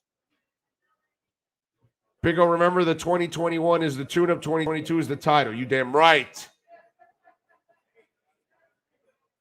Big O, Christmas, would you rather have a Culpepper jersey, a Tannehill jersey, a Jay Cutler jersey, a Will Fuller jersey? I laughing my ass off. I bet not one wanted to give you a laugh. You know what? I'll take a Culpepper jersey and walk around on one leg. That's what I'll do. I'll hop around one leg. What's wrong with you? Well, I got a Culpepper jersey on. You can only hop around on one leg if you're in a Culpepper jersey. Ryan says, Big O, we're in the same predicament with the COVID against the Jets and still won. We can't take New Orleans lightly. We got to bring it hard against them for a big win. I agree. Jimmy Bones, Merry Christmas. He says, big Bills fan for 1 week. What does equal opportunity employer really mean? You're an equal opportunity employer, that you give everybody an equal opportunity. I don't know. Oh, Lordy. Anthony Campbell says, Big O with a Dolphins throwback uniform logo. King Short says, big ups from Argentina. Cowgirl wants a big floaty keychain for the boaters and water people. Oh, that's interesting. Okay. A big floaty keychain. All right, those big thick ones that you squeeze, right? And then it has a little chain connected to it. I like that. I like that. That's pretty cool. That's smart. A winter hat. Okay. Hoodie. All right. A car. All right. A whole car. We're going to build cars now. Okay. Shorts with a big logo right on the front center. On the front center. Crotch area. Okay. 2 for me. Mugs. All right. We'll work on mugs. I think that mugs, a winter hat, a hoodie. I like that. Golf balls. And when you go 4, you go big. Ow! And then you hit. Right. Okay. I like it. Beer wraps too. All right. You taking notes there, Sean? The big old diaphragm. There you go. I like it. All right. Somebody wants me to make cock rings. Okay. Let's see. Coffee cup. Mugs. Yes. We'll definitely do the mugs. Golf balls are funny. You guys are a trip. Big O Funko Pop. Is that those little things like oh man, who's my man that gave me the Vader one? Julio, right? Was it Julio that gave me the Vader one? Is that the Funko thing, right? Alexander 2 for me, table 1. Donuts. There we go. Big O donuts. I like it. Big O 10-person floats. We need to bring back tradition. What tradition is it? What are we bringing back there, Dolphin Don? What's wrong with Hialeah Park? No Christmas music. No, they do have some Christmas music, but I guess they're inside in the poker room. I think they're not. I don't think they're playing music in the poker room. You know what I mean? Although, wait a minute, there is something in the background. Alexander M, 2 for me, table 1. It's really low in the background, and you can't hear it probably. There is some kind of Christmas music in the background, actually. But I guess in the poker room, they've got so many things going on. You know, there's several tables. All this stuff is, everybody's kind of into what they're doing there, making some money, baby. If the Finns make the playoffs, I will turn into a replica of Ray Watson. Oh, Walston. Okay. Big O Magnums. There you go. Another sponsor. Magnum. You want Magnum rubber. I got you. Okay. Okay. Big O, have you seen Trading Places? Haven't seen it. Heard it. Xmas movie. Look at him. John Rouse is in the house. There you go. Love it. You guys rate an absolute trip. And don't forget, please, to smash the hell out of the like button. It is very important that you smash the like button. I was gonna show. I don't know if you can do me a favor, Sean. Go to TMZ Sports and Enos Kanter is now dating Emily Sears. Have you seen this woman? She's the Carl's Jr.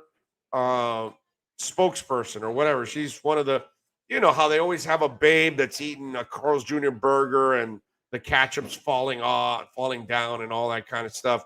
And it's always a smoking hot babe. You got to see Enos Kanter. I got to tell you, Enos Kanter scored. He recently scored a green card, which was huge because they wanted to like kill him back in his former country. So it's a good thing that Enos is not going back because it's not a really good situation back in his old home. So it's good to have him here with us where he's safe in America. And man, I got to tell you, in America, it is the land of the free, the home of the brave. And boy, when we talk about opportunities, everybody has an opportunity in America. And Enos Kanter, I gotta say, he outkicked his coverage. If you guys haven't seen Emily Sears, oh my Lord, that is some serious talent. You can't find it there, Sean? Can't give me any Emily Sears? You got it? All right, give me. You got to show the folks out there how Enos Kanter has scored and scored big in life. Not just a big contract, not just a green card so he can stay alive here with us. He looks like a good dude overall, but he has scored. No, you got to scroll down now. Scroll down a little bit and then enlarge. A little bit more, and enlarge. Okay? Just saying. Enos Kanter, my man. He is scoring and scoring big in big ways. Okay. There you go. Enos Kanter. That guy is definitely winning in life. That's all I can tell you. Omar Kelly, by the way, is set to join us here at the bottom of the hour. It is 29. Let's do this. Give me 2 minutes before we break, by the way. We do want to tell you about the folks at Tommy B. Butts Enterprises. Tommy B. Butts Jr. Enterprises.com, folks. If you need your roof repaired, if you need to replace your roof, or maybe you're about to move into a new home and you need to get that roof inspected, please call Tommy B. Butts Jr. Enterprises.com, 954-735-9826, folks. Look, they've been serving South Florida for over 25 years now. They've got a AAA plus rating from the Better Business Bureau. You can trust them. They've got highly crafted and skilled professional roof mechanics. They specialize in all kinds of roofs. So just in case you're looking at your roof and yours might be a little odd and different than others, it doesn't matter. Tommy B. Butts Jr. Enterprises handles it all, folks. A-plus rating from the Better Business Bureau. That's why you want to call them. All work is fully guaranteed with the customer's complete satisfaction. That's why he's been around for over a quarter century, and that's why he's got an impeccable reputation. Tell him that Big O sent you. 954-735-9826 for Tommy B. Butts Jr. Enterprises.com. I think I know what this is. Houston, we have a package. Hello? No matter where you are, the Sloman Shield home security system guards your home. With next-gen perimeter protection, 24/7 monitoring, and interior motion sensing. And right now, get a free Sloman Shield security system and doorbell camera, all professionally installed, for free. Shield your world, the Sloman Shield.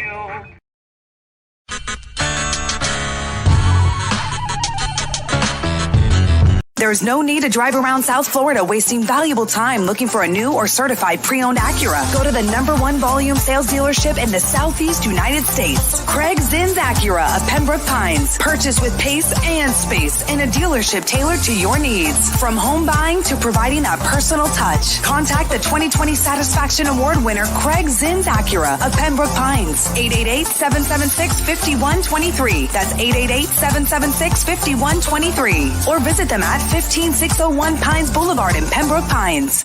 The Big O Radio Show is looking for partners to join our growing platform. If your business is ready to reach an audience that starts in Florida, crosses the nation while expanding internationally, this is the program that provides that vehicle. The Big O Radio Show is ready to broadcast live anywhere in the world to represent your event or product. To reach out by phone, 786-754-4664. That's 786-754-4664. Or email bigoradioshow@yahoo.com. Help us grow as we provide the content and personal connection corporate entities will never achieve. Folks, you can support the hardest working sports talk show in South Florida through Cash App or Venmo. Just search Cash Big O Show. Support us through Cash App or Venmo. Cash Big O Show. We thank you for your incredible support. If you're a Miami sports fan, then there's only one store to go to, and that's Caneswear at Miami Fanwear in Davie. They're your one-stop shop for all your inner Miami CF, Canes, Dolphins, Panthers, and Marlins merchandise. They have hats, t-shirts, game day jerseys, and so much more. Located at 2511 South University Drive in Davie and open 24/7 online at caneswear.com or innermiamiwear.com. Call them at 954-835-5597. Caneswear, the spot where Inner Miami and all Miami sports fans shop.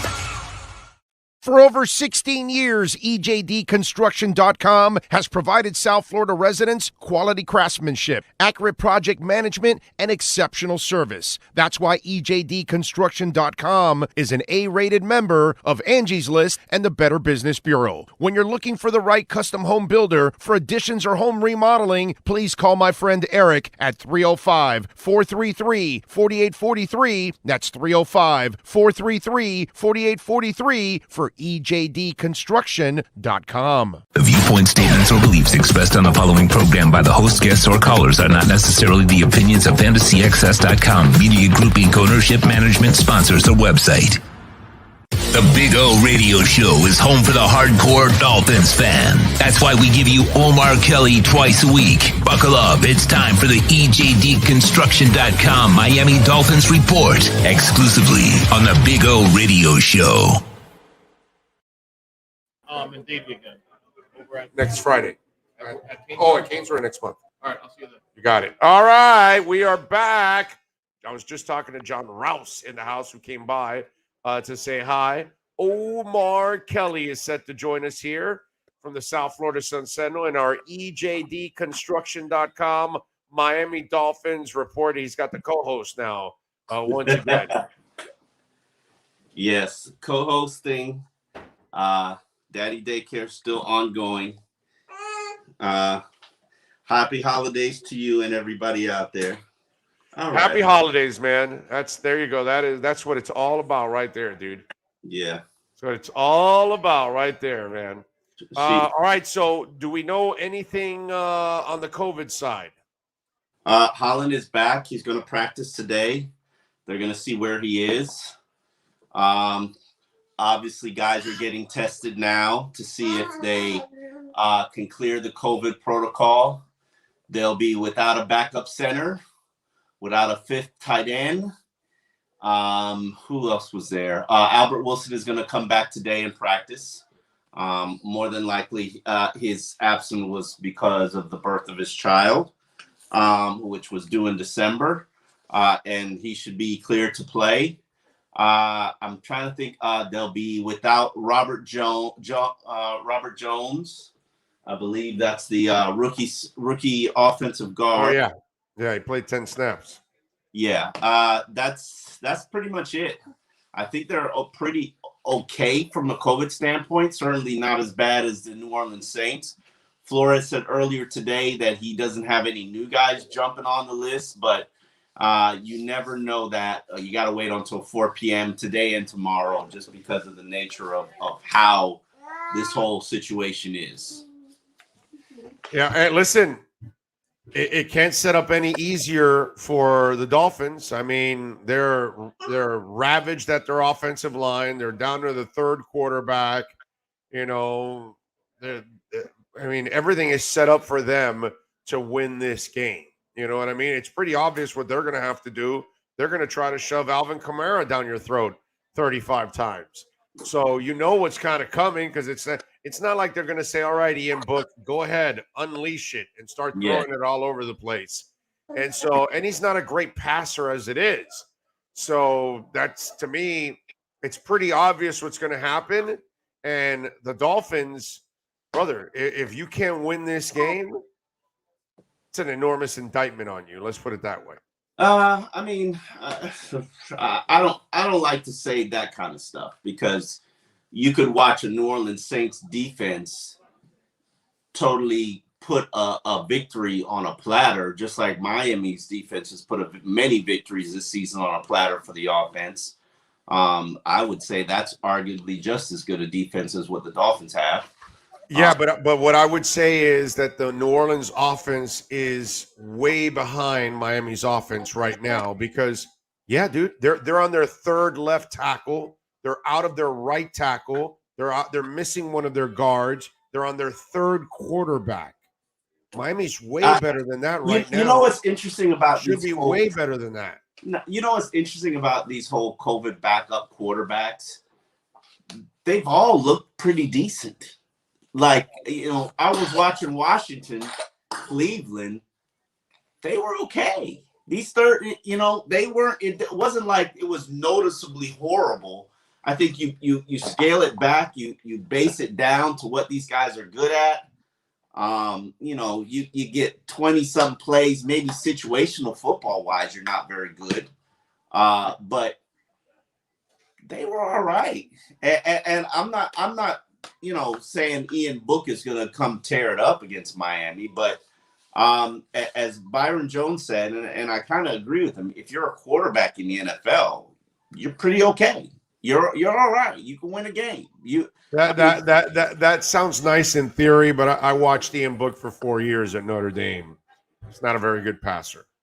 He just did not ever develop as a passer on a consistent basis. I think Miami, he can run. I'll tell you that. So him and Kamara, he and Kamara will try to do their damage more with their legs. I don't think Sean Payton is going to want to put that kid in a position where he has to try to pass against those corners. Brian Flores said something that I thought it was very interesting. I mean, Sean Payton is one of the better offensive minds, offensive coaches. That's a very well coached staff there. Oh yeah. So, you can base things down and strip things down, and just like the New York Jets did, where you just throw everything in the kitchen sink at Miami, and see how they respond, see what works, and they've still got a very dangerous tailback. So. I'm not going to sit here like most Dolphin fans and think like, oh, this is a layup. This is no, it's not. It's not a layup. Not a layup, but it's like a 16-foot jumper. It's not a layup, but you need to win this game. Like you need to win every game. You need to win every game. But you can't lose this game. You need to win every game. You have to find a way to win this game because they have handed you every advantage possible in this game. If they were healthy, Omar, then I would tell you, I don't even know if they win this game, to be honest with you. Even with Taysom Hill, I don't even know if they win this game. But where they're at now, that you're down all the way to Ian Book, and you're down to your third left tackle, and you're out of your right tackle. Even with their third left tackle, their second right tackle, their third guard, their line's still better than Miami's line. So I'm not like. Yeah, but Tua's better than Ian Book. Yeah. So. And Sean Payton's better than Brian Flores. That's true. That's true. That's very true. I when the Lions can beat the Arizona Cardinals, it's just clear. A month ago, everybody was like, the Arizona Cardinals are the best team in the NFL. The Lions just beat them. Yeah, the Lions dominated them. I don't know how. Yeah. You never know. I mean, we've seen this year after year. I get you never know. But my point is, the Saints are so down now. What does Vegas say? Did the line grow since the quarterback change? What does Vegas say? They're smarter than all. I think has Vegas Maybe the Dolphins by 1 or something. Look at that. Like that's a 4-point game, man. One turnover. Let me see. Let me One see. Let me pick see. six. Hold on. I might be wrong. Hold on. I might be wrong. Let me look at it. Yeah, Just in Ian case. Book, and it's a 1-point game. Come on, bro. I think it was a 1-point game. I saw. Let me see. Now I don't see anything here actually on this one. I take that line off. The line might be off. Yeah, I moment. mean, I would have took the line off. It's like tomorrow, and God forsake me saying this, and I need to not. Well, now I know. I see here New Orleans 3. It's New Orleans favored by 3. 3. Now I don't know if this line is old and it hasn't changed, so I'm not exactly sure because I have a hard time believing that there's still 3. If you see a New Orleans 3, you better bet that. Like, what you mean? You take New Orleans and lay the 3 points? Is that what you're saying? No. Oh no. I thought you meant New Orleans is favored to win by 3. Yeah, they're favored, but to win by 3, yes. Oh, you better. I would take the Dolphins if that's yeah. That I don't know. I usually don't pay attention to the line. I pay attention to it if something happens and see how betting it's drastically changed or altered betting. Dolphins should win this game. Oh yeah, it's I got another site up. New Orleans by 3. Okay, Bill, Vegas thinks that New Orleans should still win with Ian Book as a start. I guess because of what the defense did to Tampa, they figure they still can shut down Miami, which they do have a great defense. Yeah, they do have a nasty front seven, bro. Nasty front seven. No, you cannot put a penny in your mouth. No, we're gonna not do that. All right. It's nasty front seven. Right now, Nelson says Fins minus 3.5. So is this line wrong?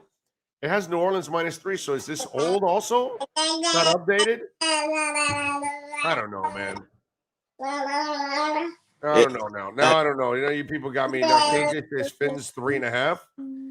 This is a I just think the nature of the NFL right now, especially the way, tomorrow 3 starters for the Dolphins could go on COVID list. What time do you guys get the coach today? We got him already. Okay, so what did he say today about anything? Because I didn't even. He didn't say any COVID related stuff, but he's been wrong before. So we will know at 4 p.m. today. We'll know 4 p.m. for the next 2 days because remember they got to continue to not test positive, and I believe they're gone to random testing.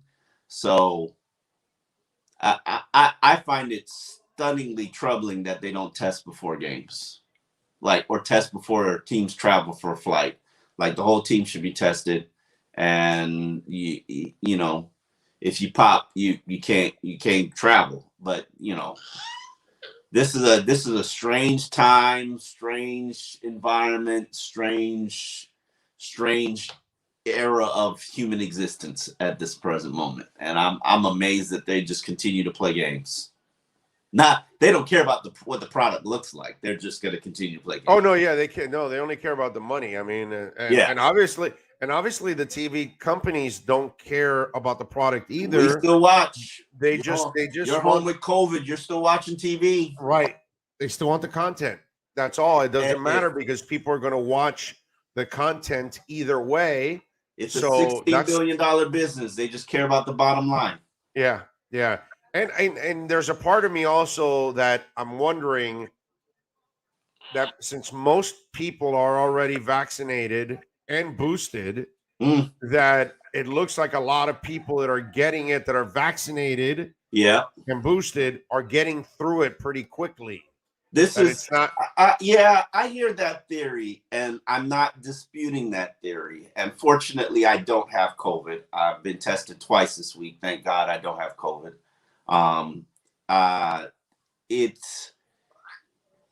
think this is right now. This is going to be herd immunity. I think this thing is so contagious, and I hear from my wife at the hospital, like they are protected up to the T's in the hospital, and 3 or 4 of her coworkers have it. So, and the hospital beds are filling up again. But the way this thing is so contagious and has such mild effects for those who get it, maybe this is the best thing for us. Herd immunity. Yeah, no, I know. It's the only thing you fear are the people that haven't had the vaccine, because those are the ones that have serious risk. Oh, well, if you haven't had the vaccine by now and you've chosen not to get the vaccine, God bless you. And you know, I wish you the best. Make sure your affairs are in order. Yeah. No, I know. That's the sad part. Yeah. All right. What's it called? You look at are you expecting any kind of changes anywhere? Are you expecting any kind of changes anywhere? I hope that Duke Johnson becomes the lead back. You would figure him and Lindsey would be getting the majority of the carries. You got to try it again to see if you can go to the well one more time. Lindsey's injured still. He's limited by an ankle still, so I don't know if we're gonna get the Lindsey show. But you can't see Duke do what he did last week and not continue to go to it. But just by his tone yesterday when we talked to him, and I was talking to him, and I was talking to him about being typecasted in the NFL, and he doesn't know where it came from, and he doesn't care, whatever. Duke, it doesn't sound like he's running with the first team. It doesn't sound like he's going to get an opportunity to redo it again. He was just like, had a very nonchalant attitude, and maybe I'm reading too much into it. But the way that I've always understood and Brian Flores and respect him for this is that if you perform well, you'll get another opportunity, and those who play well in practice will be rewarded with playing time in the game. So if Duke is grinding, am I talking too much? If Duke is grinding and playing well, I have to think that he will get those opportunities, knowing the history of Brian Flores. But Duke's tone was basically like, you know, I just try to do it. I'm told. Well, he had the right. No. It wasn't so much his tone when he was talking to you guys. He was just playing the game, you know, like he was like, hey man, I'm here to, because he doesn't want to be telling you guys and us, all of us saying, no, I want to prove that I'm a number one guy, this and that. Because then you're telling the coaches and everybody else you have an agenda. He was playing the role of, hey man, I'm just a team player and I'm here to do whatever they need me to do. He was playing the politics. When we asked him about the backfield getting more crowded and 9, he basically laughed and said, yeah, there are 9 backs in the room now. And what? He said there are 9 backs in the room now, but he had a nice little chuckle and laugh. You know, it doesn't look like he's going to have the role that he had last week, and I can understand why. You should never, you know, Brian Flores, I also do believe that Brian Flores doesn't believe you should lose a job because of injury. Now, but Brian Flores also believes in a platooned running back unit. Right, yeah. I'm not a big believer in that, but as you know. And no, I'm big on the hot hand. And if Duke can develop a hot hand, he also believes in the hot hand. He also believes in the hot hand. Huh? I couldn't tell you. I can't call it. But if I'm that offensive line, I'm begging them to play Duke. Like, please. Especially against that defense. Well, if you don't run this week, you don't win this week. You don't run every week, you don't win.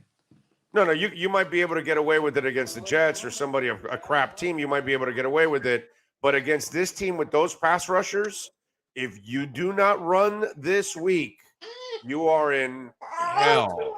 Okay. Their pass rushers only have 12 sacks. I think there's another linebacker who blitzes. No, Davenport. Doesn't Davenport have like 11 by himself? I looked it up. He is at 6.5, and Cameron Jordan got 6. Yeah. Well, I know Cam has got like what you said. I thought it was 6 or 7 that he had, but I thought this kid was already in double digits.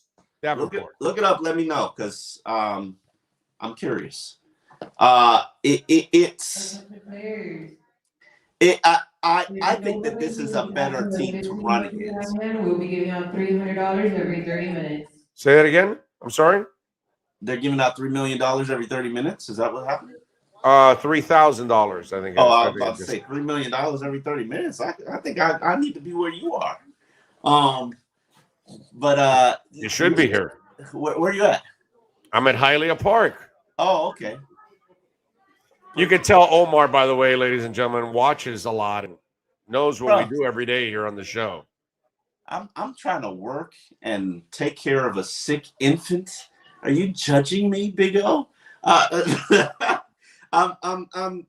doing the best. He's only been around with us for months now. You would figure. He wait a minute. I can't see the backdrop. Come on, Big O. You figure. You would know a little bit about the thing that he is tied to here. But what can we tell you overall? All right. X getting the Pro Bowl, getting the money. So let me ask you something. Oh boy, here it comes. Does this also help Chris Greer in the offseason if he wants to trade? Oh, if he wants to trade X? Yeah. Man, X is a first round. X has been on the market for a first round pick for like 3 years. Well, no, we need more. We need more than that. Yeah, you're not gonna get. Can you get a second pick for X? You're not gonna get that. So I'm sorry. A first and a second? No, you're not getting that. Yeah, they've been trying to get that for years. That ain't happening. You sure there isn't a contender out there that's a cornerback away, and they can get the guy that makes business decisions against Braxton Berrios? Wow, business decisions. Wow. Listen, you know who he is. You know he's gonna shake you down at the end of the year. You know he's gonna shake you down this offseason. He doesn't care if you trade him. Do what you got to do, but he want his money. No, I know that. That's why I'm saying that. That's going to start once the season ends, whether it ends in the regular season or we go into the playoffs. Once it ends, he's going to want his money again. You know he wants his money. Like that meme says, "Bring me my money." So it is what it is. Like, and I totally support him because of the nature of the league. You get your money when you have the opportunity to get your money. X is still producing. X is still playing. X is still creating turnovers. Pay that man or move him, and go get you another Noah Igbenogany. Like. Well, no, we still don't know. Noah could end up being a player when it's all said and done. He could be. You never know. Very well. Because the same guy that made all the secondary selections picked Noah too. So all the other guys are hitting. I'm fine with Nick Needham. I can rock with Nick Needham. I think the bigger offseason issue is going to be Nick Needham. What you do? Well, I don't think that's an issue. I think you got to re-sign him. He's a restricted free agent. Depends on what tender you give him. Especially after he played safety, that versatility is sick. Yeah, I think you should sign Nick to a long-term deal. They won't. That's just the nature of how they do business. They're gonna place him on the restricted tender, depending on what level of tender. If you're smart, you put a second-round tender on him and see what happens. Original round tender means you get nothing back for Nick because you didn't draft him. So, hey, it would be wild. And I'm telling everybody, if they ask me, you need to sign Nick Needham.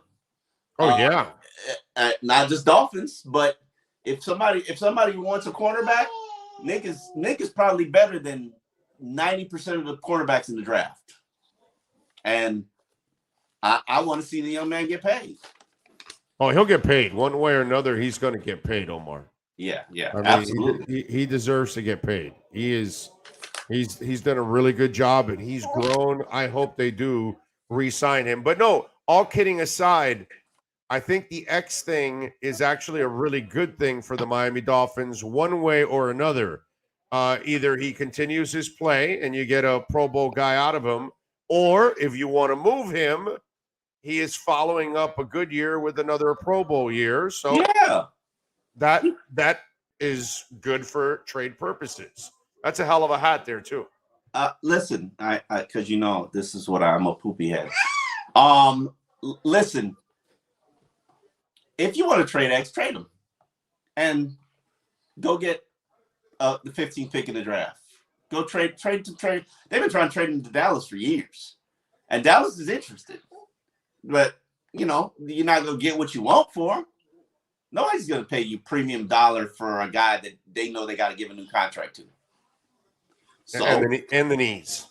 Oh yeah, the knees haven't been an issue for 2 years now. So, which is only a matter of time before more scopes come. No, he had some experimental surgery that allowed him, in his mind, to get past what the issue was. And so now, no sir. Now he thinks that it's past the point of where he's got to get scoped. He hasn't gotten scoped last offseason. It's past the point of where he has to worry about scopes. We'll see. I mean, if that continues, and it could be something else. So, but the knee is not something that he worries about anymore. Was when you talk about scope, are you talking about something like what Kobe did in Germany years ago? Is that what that is that he had? No, he had something where I think they put cadaver cartilage in his knees. Okay. And it took. So I don't talk doctor. So, but it was really, and there was a fear and worry that it wasn't going to work, which is why they drafted Noah and whatnot. But it worked. So he's good. All right. And he wants his money. Right. There's no doubt that he's going to get that one way or another from Miami or somebody else. Yeah, man. Somebody's quarterback market is probably going to jump up to $16 million, and X wants his money. Yeah. He is Omar Kelly, baby. There he is, poopy head. Omar Kelly. Follow him on Twitter at Omar Kelly and catch his work there at the South Florida Sun Sentinel. Enjoy your weekend. Enjoy your Christmas, my friend. You stay safe. All right, I'm here. Hold on 1 second. There you go. All right, you there now? Oh, okay. Hey, let me call you back, bro. I'm doing a web chat right now. All right, enjoy your Christmas. All right. All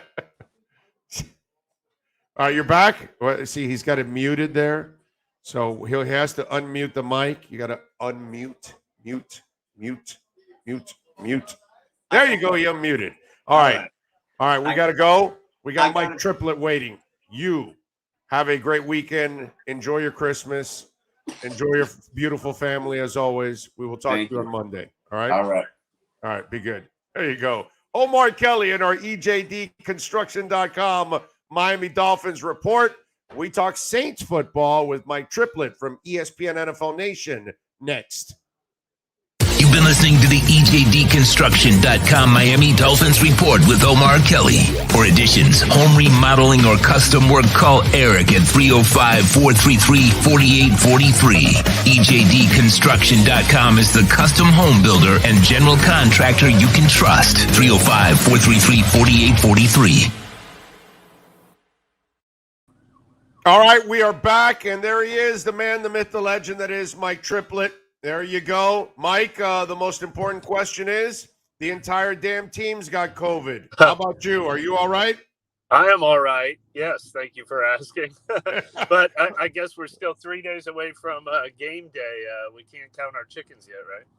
So let me ask you, is there a chance, Mike, that any of the guys, is there a chance that any of these guys that are on this COVID list can actually come back before the game, or all these guys that are on the list are definitely out? No, with the new rules, I do think there are possibilities of guys coming back with just one negative test. And I do think Sean Payton definitely will be back since he was initially sidelined last Friday. But certainly they are preparing. I mean, they were positive tests and just, contact tracing, definitely with the quarterbacks. So they are definitely preparing to have no Taysom Hill and Trevor Siemian in this game, which would mean the starting debut of Ian Book, the rookie they drafted in the 4th round out of Notre Dame. And then his backup would be Blake Bortles, who they're bringing into the facility today. What'd you see from Ian Book? Because while I watched him at Notre Dame, I never thought he got better as a passer. What did you see from Ian Book in training camp overall? Well, it was a pretty abbreviated preseason anyway for the Saints because of the hurricane evacuation. They only played 2 total preseason games, and he only played in 1 of them. So we got a small glimpse. The one thing I liked about Ian Book most, kind of suits him well, I think, for this situation, though. When I went back and studied a lot of what he did at Notre Dame and then what we did see on the practice field, is he's really good at sort of maintaining his poise even when the pocket breaks down. He moves well outside of the pocket. He can keep plays alive and either scramble for a few yards or still find an open receiver if you have to scramble. If he is going to be without both of the starting offensive tackles who've been dealing with injuries, that has really that's what Taysom Hill was dealing with when the Saints only scored 9 points in their 9-0 win against Tampa Bay. That's what Trevor Siemian was dealing with in some of his worst performances. He may have to be able to scramble outside of the pocket. But the good thing about him is, obviously, whether or not you can debate how good he was at Notre Dame and what his ceiling is, he played a lot of big-time football, went 30-5 as the starter at Notre Dame, made it to 2 college football playoffs, the most wins in Notre Dame history. So he's got a lot of experience in big-time games. I don't think the moment will be too big for him. I look at this game, Mike, and everything is set up for Miami to at least steal the win because, like you just said, they're on their 3rd tackle on one side. They're on their 2nd tackle on another side. I believe they're missing a guard, right? Also? Yeah. Am I right? So they're missing you name a guard. A position, they're probably missing someone. Right. They're down to their 3rd quarterback. My Lord, Blake Bortles is your backup quarterback. But then again, the defense is pretty whole. And they just shut down Tampa Bay. So I'm thinking, okay, this is a game that Miami has to win one way or another. But then I keep thinking, okay, wait a minute, but that badass defense shut down Tom Brady and company. So how do we look at this game? Because it's really set up for Miami to win, but the New Orleans defense alone could make this game interesting. Well, you're exactly right. Now, there is one starter on the COVID list, safety Malcolm Jenkins, who played great against Rob Gronkowski the other night when Rob Gronkowski was the only player left to defend for Tampa Bay. But other than that, the rest of the Saints defense is intact right now. And it really is. I don't know if people have followed closely, but era since the Saints have won the last 4 NFC South titles, but particularly in the last couple of years, their defense has just become phenomenal. And it's the whole team. I mean, they're ranked 30th in the NFL in passing yards on offense after using Jameis Winston and Trevor Siemian and Taysom Hill and now Ian Book. So their offense is get by, try to run it, try to get it in Alvin Kamara's hands, but they're winning games because of their defense. So Davenport, is this the breakout year that they've been waiting for from him? Yeah, definitely. And look, whenever he's been healthy, he's looked fantastic in his career, and that's been a huge if, unfortunately, for him. And he's missed a lot of time this year, too. If injuries weren't an issue for him, he'd probably be a 2-time Pro Bowler by now. He's a really effective, dynamic player when healthy, and he is playing the best football of his career right now. So you add that in with Cam Jordan, who just made his 7th Pro Bowl, was the NFC's Defensive Player of the Week when he had 2 sacks and a forced fumble against Tom Brady. When those two ends are both playing really well, combined with how talented their secondary is and DeMario Davis at linebacker, it really is a complete defense. What are they going to do? When you look at Sean Payton and the quarterback position, he's taken in a lot of these. I don't know. It's almost like they're reclamation projects in a way. Yeah. You know what I'm saying? Because obviously, Jameis Winston, you got to fix his mind because it's not about his ability. It's about him stopping to being a turnover machine. And he was kind of doing that under Sean. Taysom Hill, kind of a project. Ian Book, kind of a project type guy. When's he going to just go get himself like a guy that's a quarterback, that's a young quarterback that he can just develop? You know what I'm saying? Well, I think they'd love to do that. The problem is they've been too good to draft in the top 10. I mean, it's hard to, they had the 27th pick in this year's position. The funny thing is they were a hair away from drafting Pat Mahomes in 2017. That's the guy they thought they were going to draft that year until Marshawn Lattimore fell to them. And so they kind of stayed put at 11, figuring, we'd be happy with Mahomes or Lattimore. Sean Payton would already be in the Hall of Fame if he got credit for going from Drew Brees to Pat Mahomes. But it's hard to get that guy. It's hard to, the blueprint would be what New England did, having Mac Jones fall right into their lap. But that's easier said than done, and it'll be easier said than done in next year's draft class, which isn't supposed to be great for quarterbacks. So I'm not sure, especially if they scratch out a couple more wins and finish 9-8 and maybe make the playoffs this year. I'm not sure how they can get themselves in position to have a surefire rookie quarterback. So I think the reclamation project route is their best bet. And, it could be Jameis Winston again next year. It could be, who knows, maybe they're the team that ends up with Teddy Bridgewater again or Jimmy Garoppolo or, that path is easier to attain than locking into to a guy, to a top 5 draft prospect. So let me ask you something. Rodgers, Wilson, Watson. Yeah. They will be in that mix too. Okay, because they don't have any salary cap space, but they never have any salary cap space. And they always figure out how to push it back into future years. The one thing we've never seen this team go full rebuilding mode, and I think they'll have the only problem with those names you mentioned is I don't know how they'll have the most ammo. Like Russell Wilson has identified the Saints as a team he wants to play for, but I'm sure if Seattle does decide to trade him, they'd like those teams in the top 10 that have two top 10 draft picks. Not, the Saints aren't going to have a lot to offer in trade to get one of those guys, but I think they'll be aggressive. They know how important that position is. So talk to us here in South Florida and obviously Dolphin fans all over the world on a guy that was a lot of frustrations here, but has been a revelation there in Jeff Ireland. Yeah.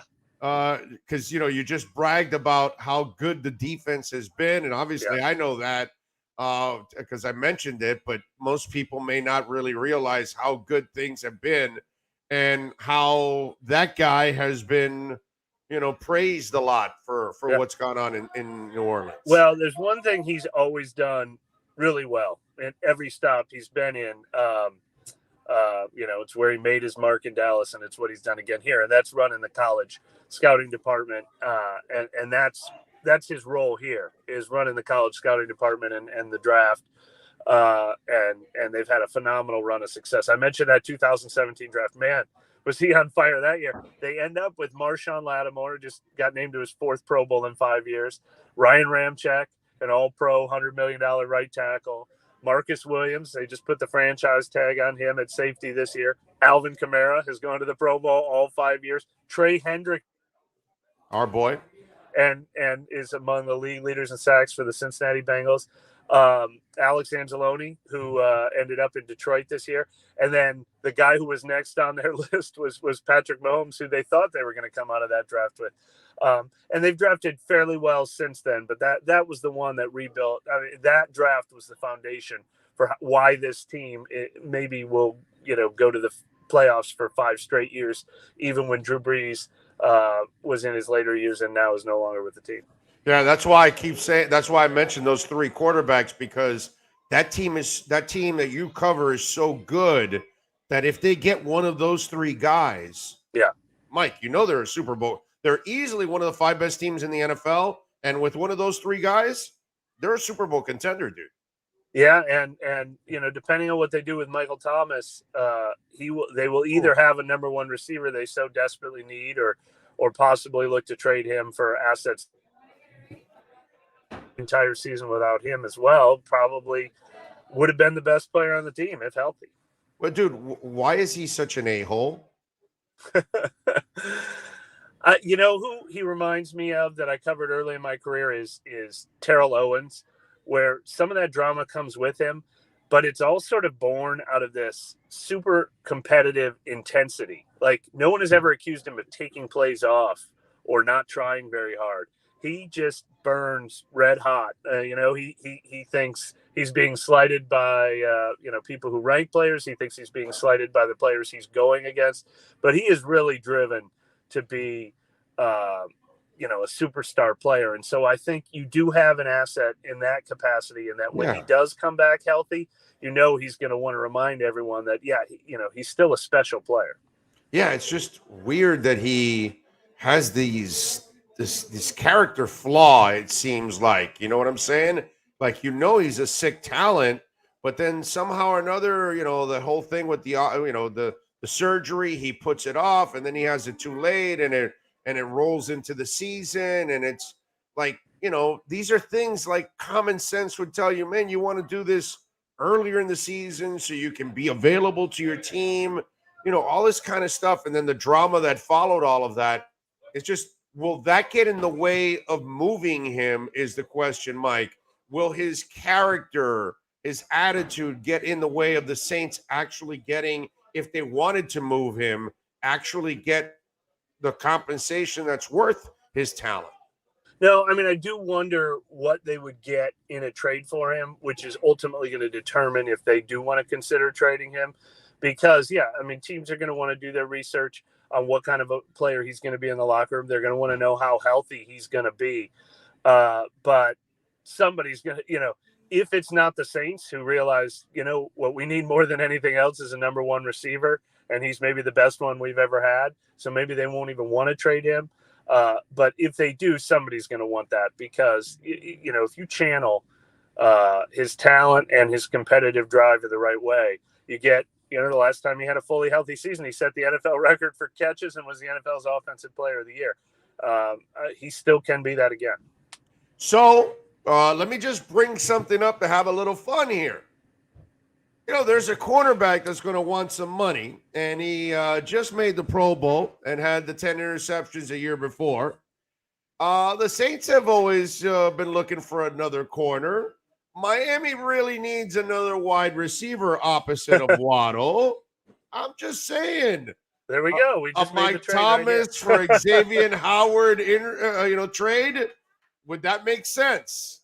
What's funny is I think the Saints were really interested in Xavier Howard heading into the season, or at least made the phone calls. Instead, they traded for Broncos. But then their third-round draft pick out of Stanford, Paulson Adebo, has been, really good for them this year. Heading into the season, we thought cornerback, outside of quarterback with Drew Brees retiring, but we thought cornerback was going to be the big question mark and maybe the fatal flaw for the Saints. That position has actually been really good for them this year, and it's been wide receiver and tight end that have been the downfall of this team. So yes, in September I would have said they'd make a trade like that, but now I actually think they need a receiver more than they need a corner now. Wow. All right. So X will have to. I still think they might move him in the offseason. I really do. It's definitely a possibility, especially. The Saints have major decisions to make because I'm talking about X. I'm talking about X. I think they will move him. Whether it's New Orleans or somewhere else, I don't know. Yeah. But I was just having a little fun with the whole Mike Thomas, because I know he and Peyton have had it out. So I'm just wondering, you know what I mean? Does it look like a house that those two can coexist? Is the thing. It's possible, but he is the top of the list of a lot of major decisions the Saints have to make this offseason with their salary cap situation and just deciding if they're going to be a rebuilding team or if they're going to stay competitive. A lot of their stars are 30 years or older now, and they need to decide how long they want to keep trying to win with this regime, and if they want to consider a little bit of a mini rebuild, which we've never really fully seen in the Peyton era. By the way, you can follow him on Twitter at Mike Triplett, and of course, he does his thing for ESPN NFL Nation. So for ESPN NFL Nation, What was your prediction? Can the Saints, with 4,000 players on COVID, beat the Miami Dolphins at home? What is the prediction, Mr. Triplett? Well, it's funny because I turned in my prediction before we heard about the two quarterbacks, and then I changed it. So I had the Saints winning by 1, and then the Dolphins winning by 3, I think. So I changed it just like Vegas changed it. But exactly like you said, it's the offense that changed, and the offense was already a question mark.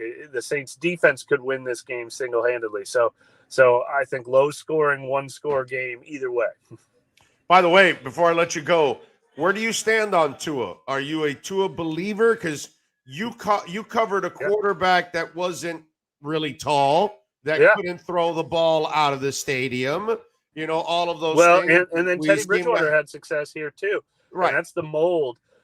It's not out of the question that if Miami trades for one of those big names, Tua becomes available. Maybe Sean Payton decides he's a good fit here. I've thought about that before too. Drew Brees is definitely the model, but you have to build an offense that works around those, because there are strengths and there are shortcomings. Yeah, like one of the things that I always admire Sean, and you could explain it way better than I can, but one of the things he did for Drew constantly is he always made sure that his centers and guards were elite players because he never wanted that pocket to ever crumble for his quarterback. And I think that's imperative when you don't have a tall quarterback. You got to make sure you give him that clean pocket. And I thought Sean always did a marvelous job of that middle of the line actually being really, really good. No, you're exactly right. I think that's one of the hallmarks of what Sean Payton did. The guard play in Drew Brees' prime was the best in the league. Yeah, no doubt. Mike, as always, you're a stud, my brother. Thank you for taking some time. I appreciate you. And you made your video debut on the show, which is just awesome. Thank you, my brother. While doing the last-minute Christmas shopping, 2 birds with 1 stone. When I saw Omar, with the poop hat and the child, I knew there were no rules and regulations for what you had to look like in the background. Oh, no, yeah. It's all good, man. It's 2021, brother. We're doing things a different way. Much love, my brother. Merry Christmas. Enjoy yourself. Thanks. Be safe. Thank you. There you go. Mike Triplett from ESPN NFL Nation, baby. He's really a good dude, does a great job of covering the Saints on a daily basis. And I don't want to see Tua there, although Tua would be a star with Sean Payton. Sean would know how to that's why I mentioned it to Mike, because Mike knows it better than I do because he covers the team. But one of the things that I love that Sean did, and we have to do that here in Miami, your guards and your center must be elite, okay? Your tackle's got to be good, of course, but your guards and your center have to be absolutely elite when you don't have a tall quarterback, because you cannot afford that pocket to be crumbling. He's got to have space in order to throw. Big guys can handle traffic a little better because they can see over it, but you don't want a shorter quarterback and the middle of that pocket caving in, because then the passing lanes also cave in, and it just creates havoc for a shorter quarterback. What also creates havoc? If you're not protecting your family, and if you're not protecting your family with Sloman's Home Shield, then come on, folks. You got to call them right now, 1-800-ALARM-ME. Tell them that Big O sent you, and you're going to get a free doorbell camera right now, and it connects directly to your smartphone, folks, with the installation of your Sloman Shield. And listen, the system comes with an LED touchscreen, a motion detector, 3 contacts, backup battery, and it's all professionally installed with your video doorbell camera. And you're going to love it because you get to keep up with everything going on in your house. You can check who's at the front door, even when you're away. Maybe they're bringing you food. Maybe they're dropping something off, whatever it is. You want to check inside the house. That's what I do with my Sloman Shield. I remember, I got 5 dogs, right? So I got these 2 big-ass dogs that are roaming around the house. So I got to make sure they're all right. The backyard, I can make sure everything's kosher, all of that. And listen, the first 40 Big O listeners right now that call 1-800-ALARM-ME will get the free doorbell camera, folks. Right now at Sloman's. home security. So please call them right now. You're going to get that LED touchscreen pad, a motion detector, 3 arm doors, and a backup battery. Again, the first 40 Big O listeners right now, call Sloman's 1-800-ALARM-ME. That's 1-800-ALARM-ME. Keep your family safe with Sloman's Home Security. All right. Let's see. I want to see the 650,000 emails. I don't know what that means, Kyle. What's 650,000 emails? Let's see. What else do we have here? Gruden and Meyer as assistants. I don't know what that means. You guys, I guess, are in another conversation.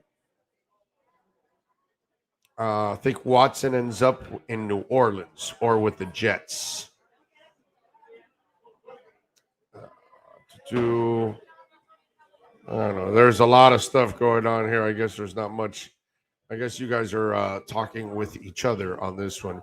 Big O Tua is like Rudolph the Red-Nosed Reindeer. Guide the Dolphins slay to the playoffs. Let's hope so, Ramona. Let's hope he's able to do that. That would be really, really nice. Oh, never knew about the importance of guards. Oh, come on. You knew that. You're just messing with me, probably.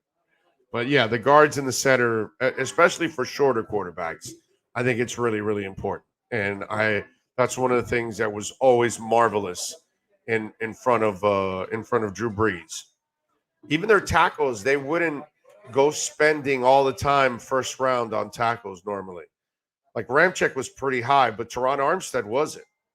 And they did that a couple times where their tackles were picked not in the first round over the history of Drew Brees' time there. Second, third rounders, fourth rounders, and then they develop them. But their guards and their centers were always top notch, man. Always. And if they couldn't draft it, they would go out of their way to sign it in free agency and take somebody else's guard because they needed that pocket to be absolutely clean. And that's part of the trick for Tua too. You've got to get to that point where that pocket is super clean for him. Big O, what would Flo have to do in order to earn your support? Dude, I've said it 1,000 times. Hire an offensive staff. I can live with his coaching. I can live with him growing into becoming a better coach and maybe becoming better at challenging because he sucks at challenges. Maybe he can become better at getting along with people, all of those kind of things. But if you can't build an offensive staff, you can't be a head coach. So ultimately, that's my knock on him more than anything else is that. Outside of that, what he's doing, I've seen other coaches do the last 20 years.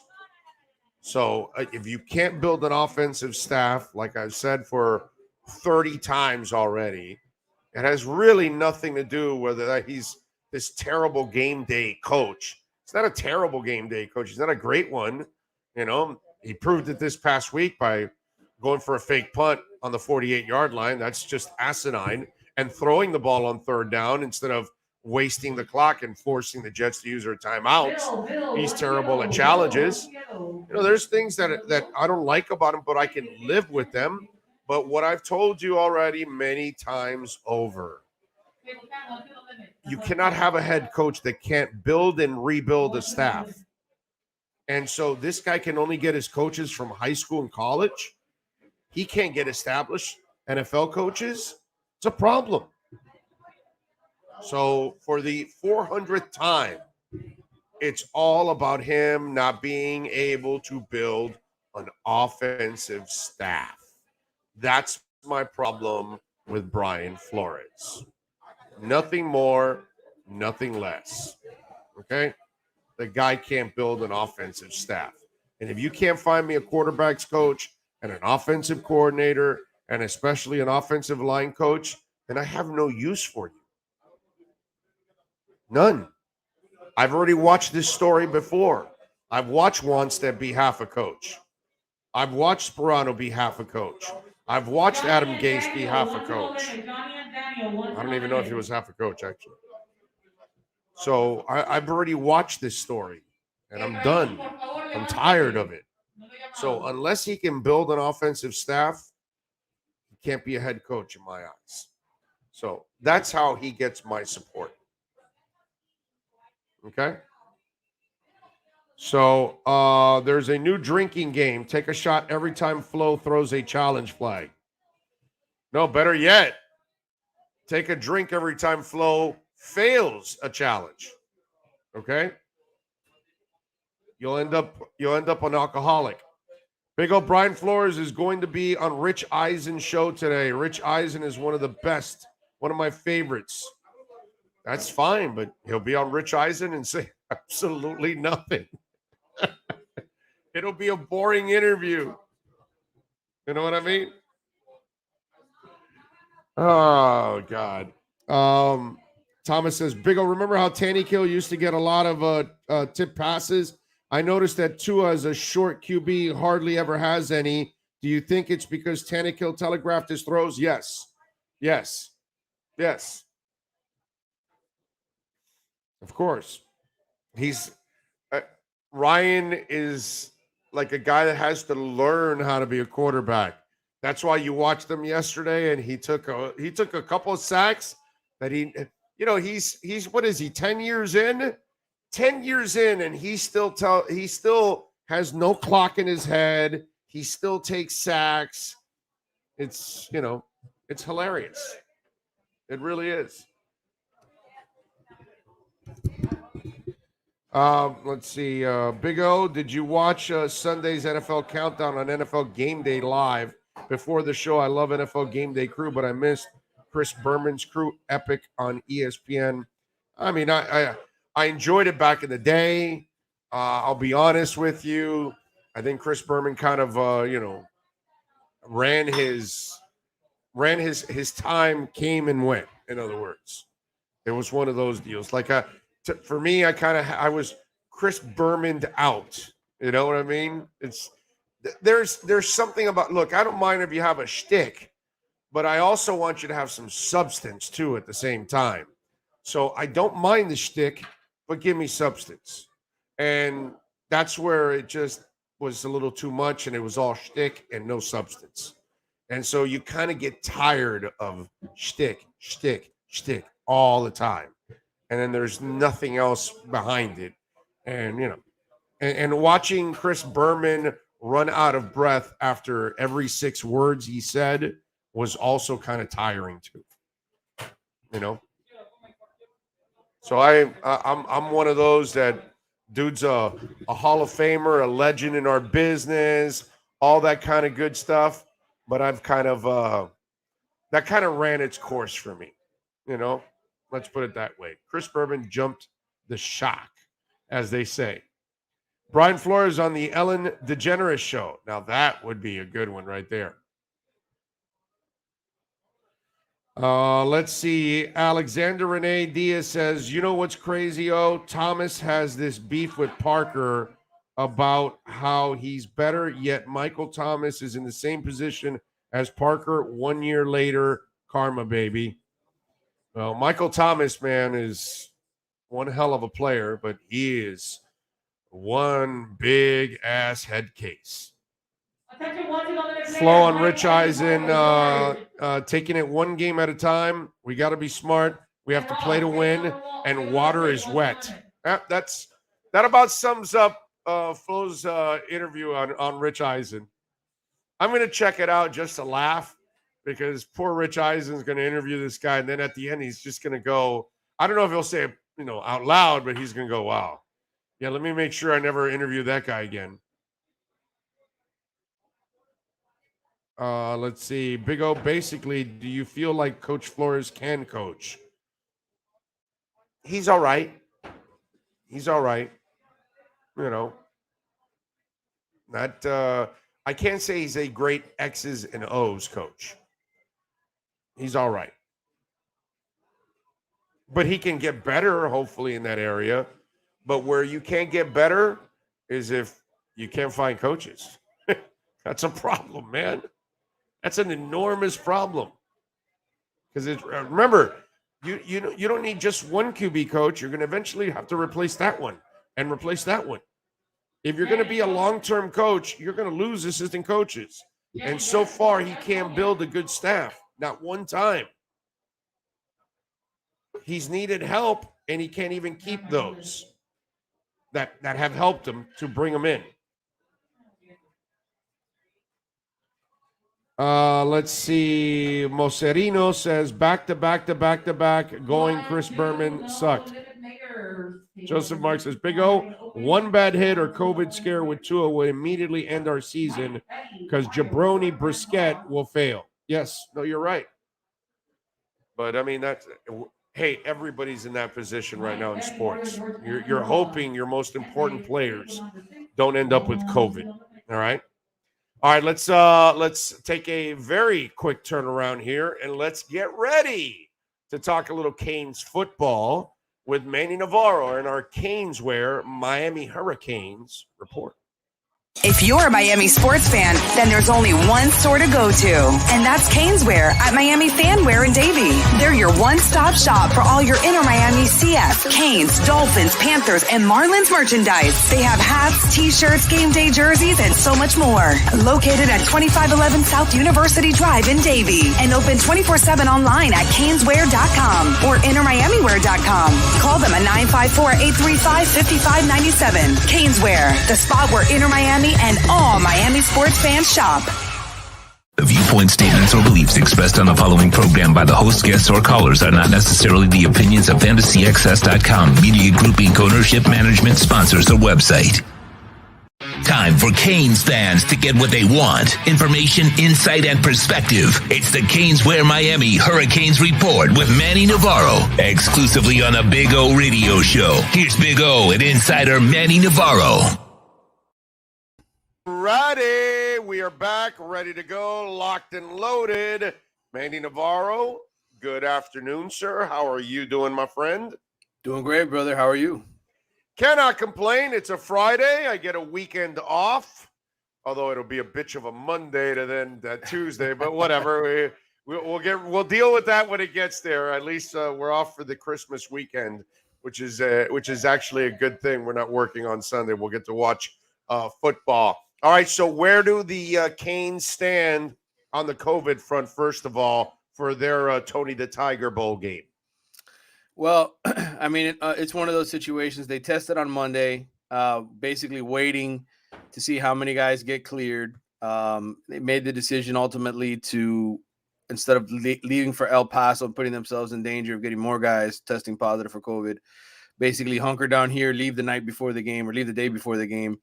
Like a regular season game. And so my understanding, I think, is between 12 to 14 or 12 to 15 people who ultimately tested positive for Miami.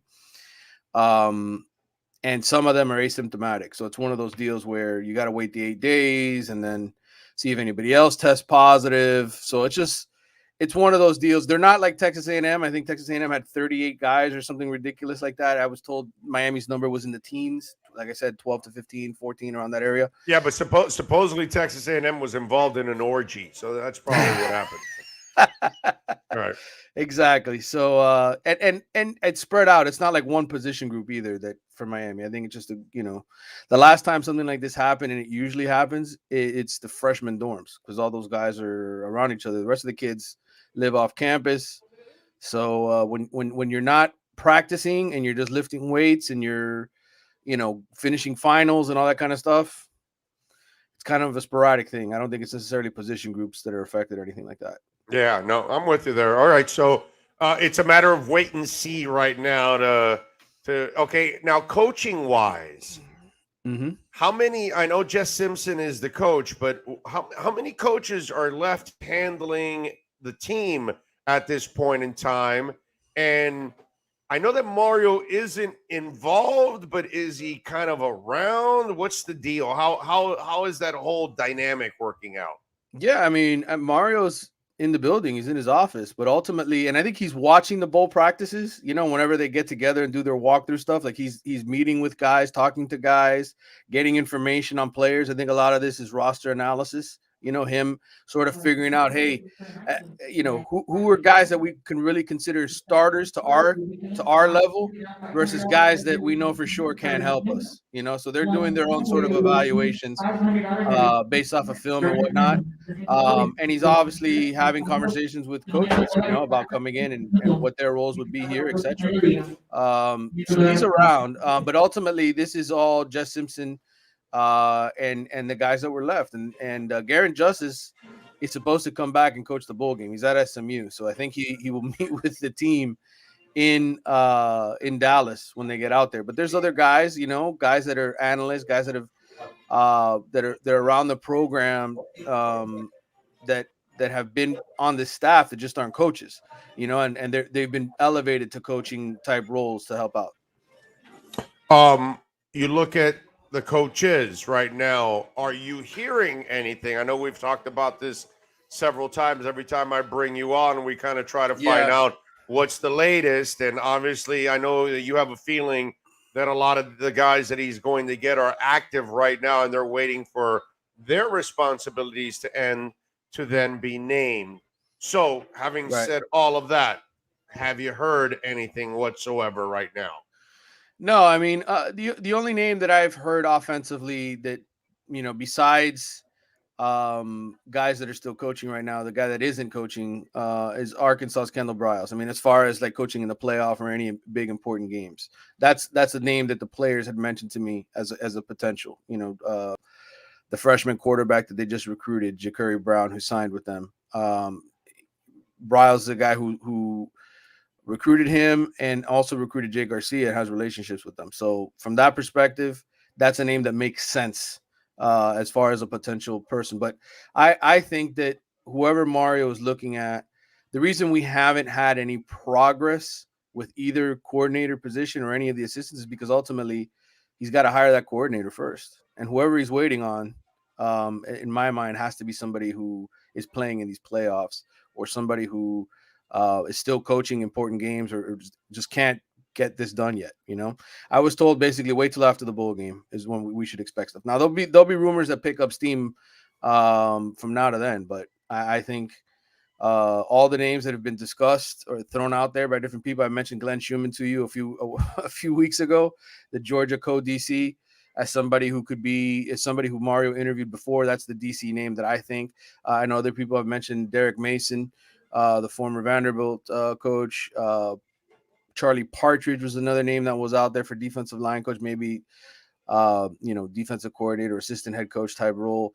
And then I know the Oregon defensive line coach is another guy whose name has been out there. But he's a guy who's lived out on the West Coast his whole life and coached out there, Joe Salavea. So, they're just names being tossed around. I think until we get coordinators hired, it's kind of hard. It depends on these guys' relationships, who those coordinators want to bring with them. So that's why I think there hasn't been anything concrete that's come out here.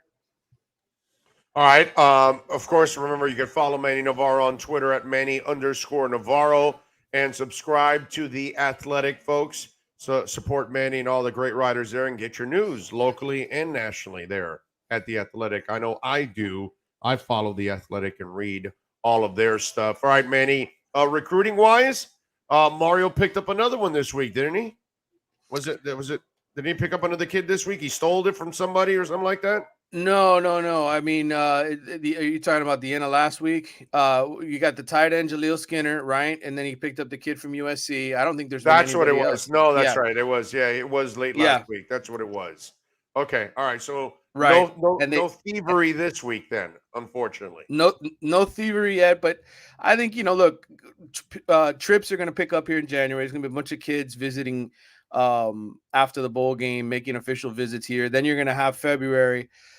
To me, and you're going to have the bowl announce. You're going to have two kids announcing, the two high school kids. Cyrus Moss is the defensive end out of California who will be announcing at the All-Star game. And then the receiver out of St. Louis. Both of those kids, could be announcing here on during their All-Star games, potentially coming to Miami. So those could be the next two additions, I think, publicly. You could have transfers. I mentioned the Clemson wide receiver, Frank Ladson, who's from South Dade. All of that stuff is just sort of, it's like it's Christmas time. So it's like none of this stuff is going to get announced now. It's going to be afterward. It's going to be, over the next few weeks. After the new year? after the new year. Yeah, I think that's when you'll start to see this kind of, I mean, you go back and look at the calendar last year, not a lot of people made big announcements around the holidays. It was always after the new year, like in early January. Like that's going to be a very, very busy time. So what's the schedule breakdown? So there'll be more recruiting news coming up here in January, transfer portal stuff. How long is that window open for? And Well, I mean, the kids can ultimately sign on the first Wednesday in February. So if transfers wanted to do it then, if they wanted to come in January before the semester starts, I think Miami starts the second or third week in January is when classes begin and they have to be on campus. Then spring football starts, probably mid-March like usual. So anytime between now and then, you're going to see that they'll make a push to get some of these transfers on campus so that they can get them for spring football and get them integrated into their system. Okay. All right. And is there another recruiting wave after that?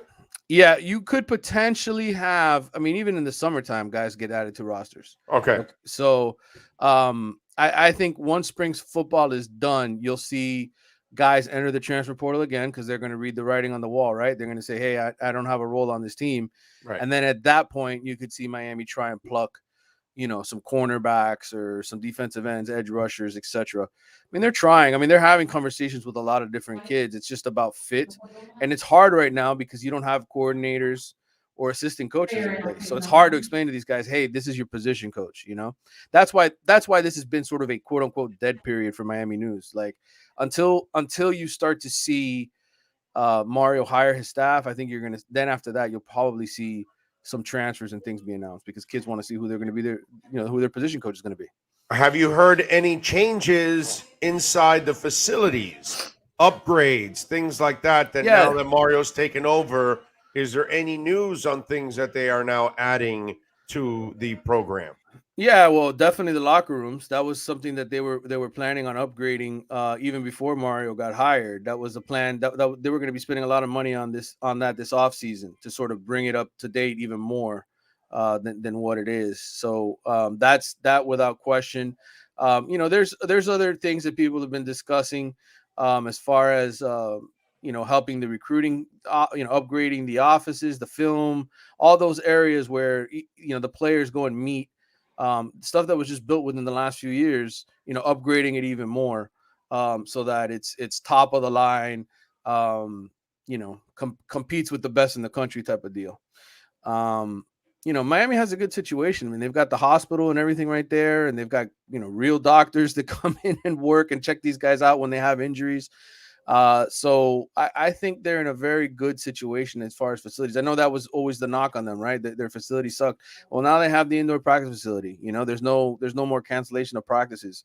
They've upgraded their weight room tremendously. The coaching offices are nice. Like to me, that arms race isn't what it's about. For me, it's always about are they going to spend money on quality coaches, right? On people to bring in there to make things better. And we know that Mario's been promised a lot of money, the biggest payroll for assistant coaches. I mean, you could see them ultimately spend several million on position coaches and coordinators here, upwards of $9 million for the staff.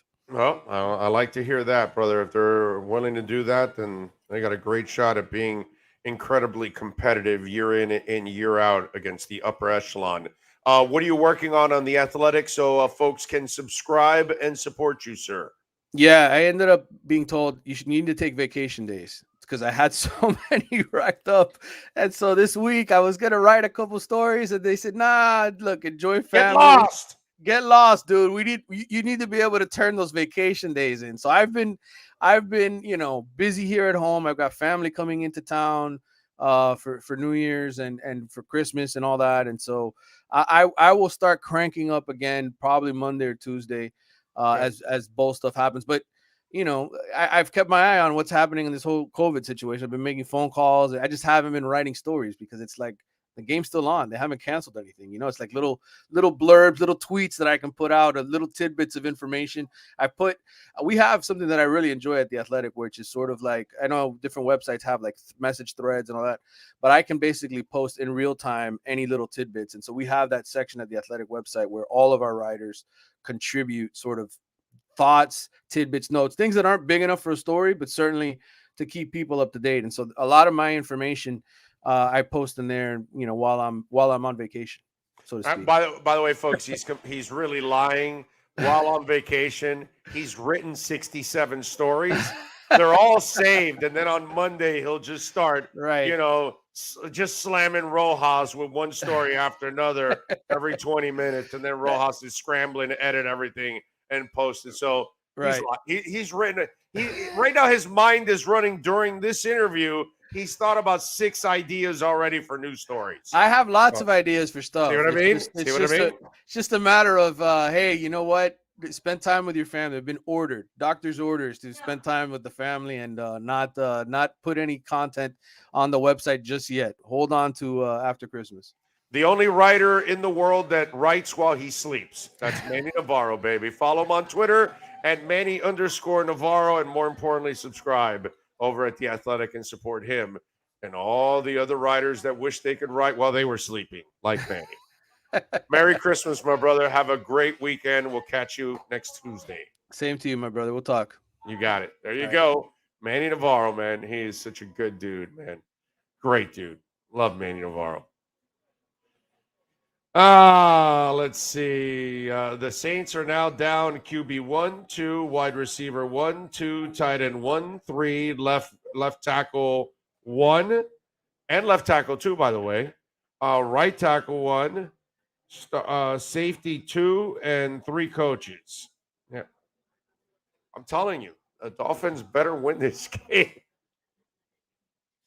They don't have to route them. I'm not telling you it's going to be easy or anything, but man, if you can't beat this team that depleted, then, you know, you don't deserve to make the playoffs. You know what I'm saying? Looks like the country might be shut down next year. Schools might go back to remote learning next year, and tourism will get another setback. Yeah, I know it's terrible. That's why get your shots, get your booster. Wash your hands. Wear your mask. I know this. I ain't shutting down. I'm going to keep grinding. One way or another, I kept grinding throughout the whole pandemic, and I'll keep grinding. I'll be safe. You know, I'll have my shots. I already got my booster. You know, I'll do all the things I'm supposed to do. I'll wash my hands, all that stuff. But shutting down is not an option. Okay? It's just not an option in my eyes. Can't do that. I'm not a shut down guy.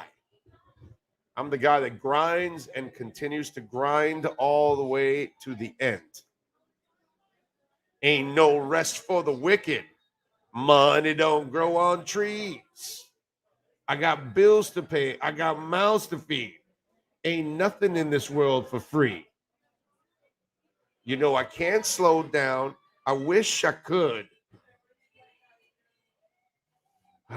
Because there ain't no rest for the wicked till we close our eyes for good. All right? Because that's how it goes. So today's December 24th. It is Noche Buena, Christmas Eve. I don't know how many of you have the get-togethers, but on the Latin households, obviously, we all get together. And we have the pig out today, which we're all looking forward to. I got to admit, I know the old lady is already at my house. She's already cooking right now. And the worst part about it, admit it, right, is waiting for the food, smelling what's cooking. I mean, now, the good thing is those of us that are in certain households, and it has nothing to do with nationality, color, or whatever, there are those cooks that are cooking things throughout the day and sharing little tidbits throughout the day. Hey, have a piece of this, a piece of that. That's the good stuff. You know what I mean? When you're able to do that and you're picking along the way, at least you're getting a little taste. But man, if you're in that household that you got nothing to eat until they serve the food and you got to be smelling it for every minute of the day, oh, that is pure suffering right there.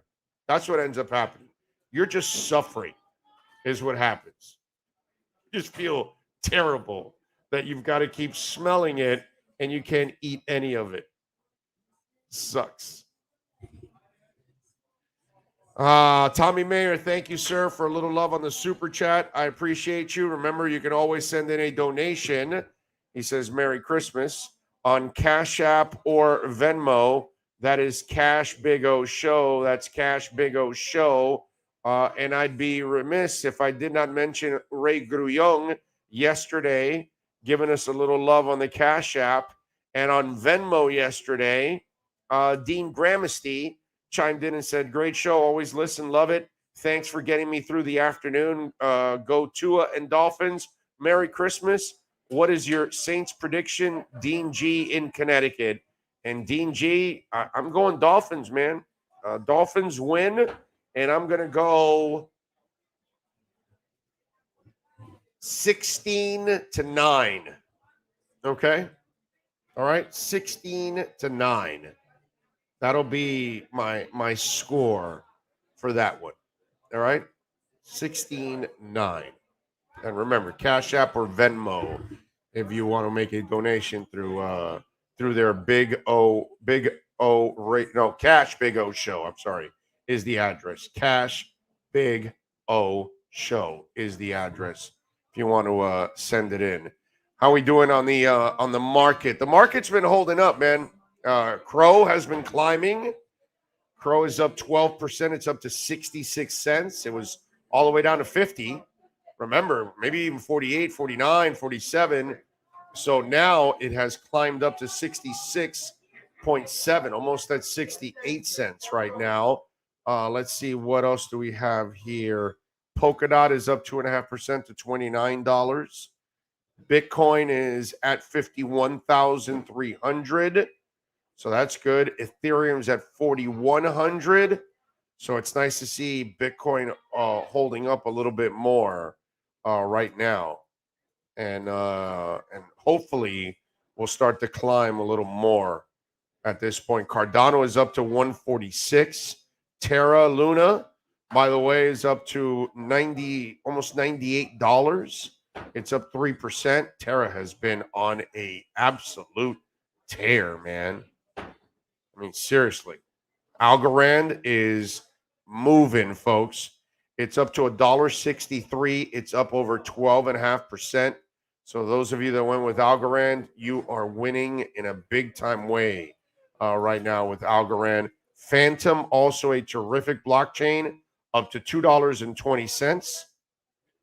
It was at $1.86 yesterday, and it's up to $2.20 right now. Phantom, a very, very good asset also to invest in. So those are some of the things going on in the crypto markets. All right. Tua Tagovailoa is a bust. No, is bust. Watson always wins Super Bowls. Big is Tua a bust? I think he is.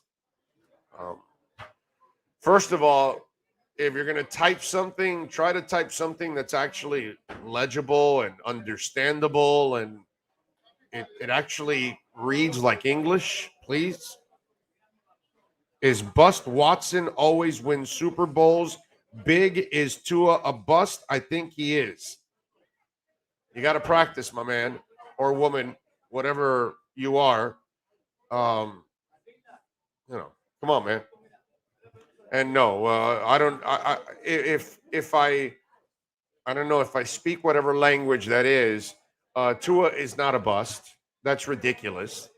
Watson has not won anything in his life so far. So when he actually wins something, then we'll talk about it.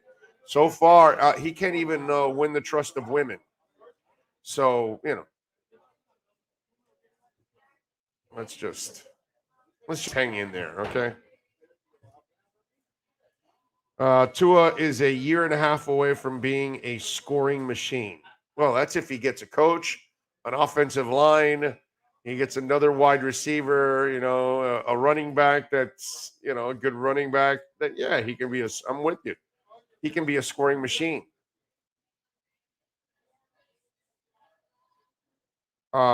Jeff Fernandez says, Big O, your beans should have been cooking for days. Well, first of all, Jeff, I don't do any cooking. Okay, I do very little cooking. I am not the cooker. And you're right. The beans, I think the old lady brings the beans already kind of done in the pot.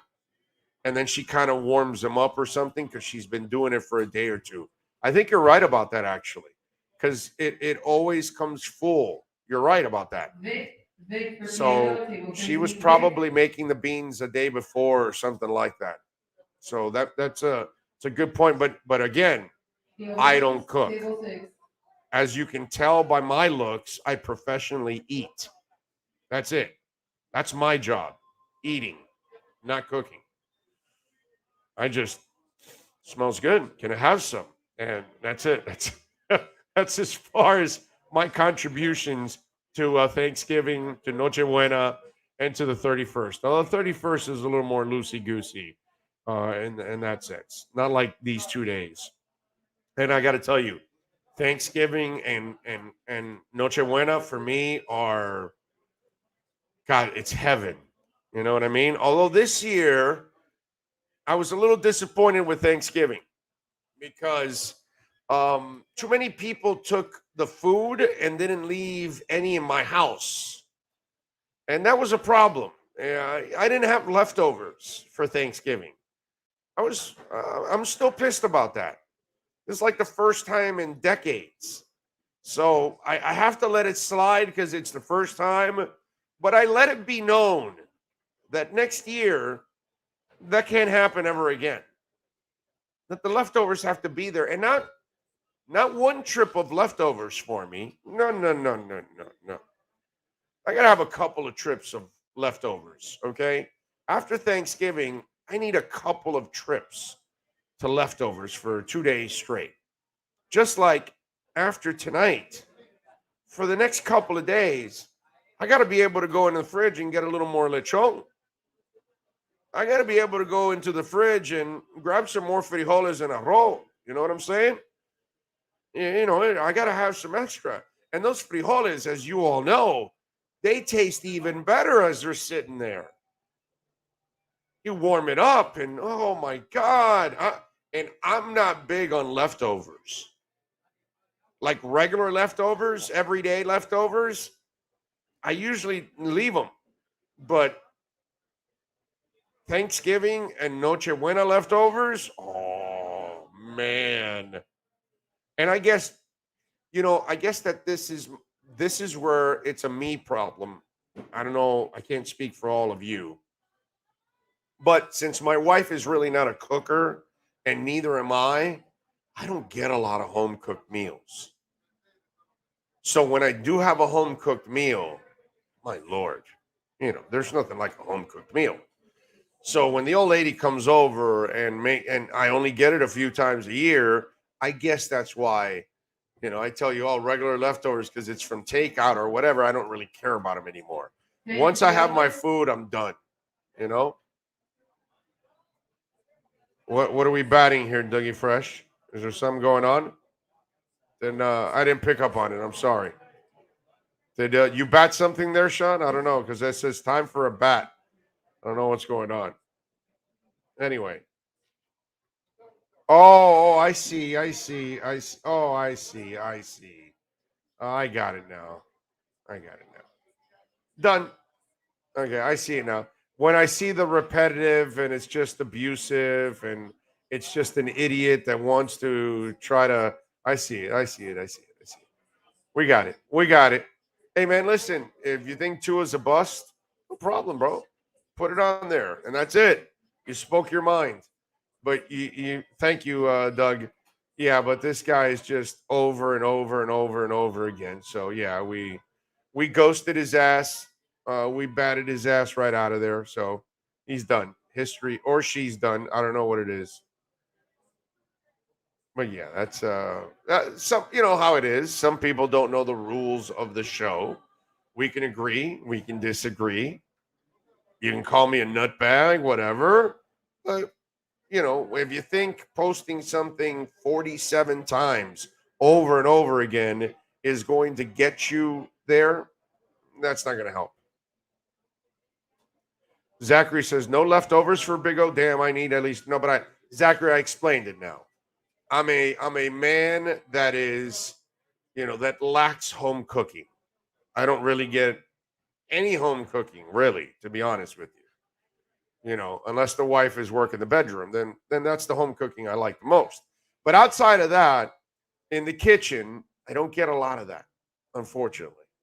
So it's a lot of takeout. So that's why I guess if there's anything left over from the takeout, it gets thrown away. I don't eat it. But like I said, on the 2 days that I do get the serious home cooked meal, Thanksgiving and today, that's when I love leftovers. So you probably are blessed, Zachary, with a lot of home cooking at home. So you're able to enjoy leftovers on a consistent basis because it's home cooking. So there you go. I get his point, Big O, but he repeats himself. I don't mind the point. That's fine. You can think Tua's a bust or whatever, but you know, you got your point across. Making it 50 times, that's just going to get your ass kicked right out of here. That's all. So he's gone. History.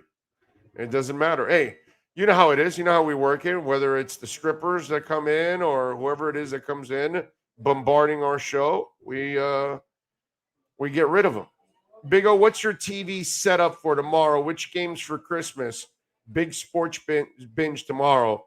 I'll watch a little NBA and I'll watch some NFL tomorrow, right? Because I think we have NFL tomorrow. I don't know if I'll watch any college. I got to be honest. I haven't watched. Sean, have you watched any bowl games? Like, I didn't watch 1 second of UCF Florida last night. Not 1 second. I saw the highlights, but I did not. I haven't watched any bowl games so far. I have had no interest in any of these bowl games. So you have, Sean? You've watched some bowl games? I haven't, man. See, Sean has. I really haven't been watching a lot of bowl games. I got to be honest. Give us your data to back up your claim that Tua is a bust and Watson always wins. Oh, Brett Touch. He's gone, Brett. I don't think you picked up on it, but they won't ever be able to answer you again. They've been blocked. It's done. Their history. They've ruined their only opportunity to be a part of the show. You know what I mean? Now, if they want to go open another account and then sign in and want to act like normal human beings and talk with the rest of us and chat and go back and forth, then they're more than welcome. But on that current stage name that they have, that one's been blocked forever. And as you all know, you know, unless you can get somebody to go in space and bust that mirror up, just like they did in Superman, right? Or is it Superman 2, right? Where they released them. You're going to be floating in space forever, locked, because you've been blocked. So, you know, we've had people that have begged to get unblocked, and they just don't get blocked because it just doesn't happen. As I've said, I think the only way I might unblock you is if you physically come to one of our appearances and you apologize for your idiocy. And if you do that, then, you know, then maybe we can unblock you and get you back in there.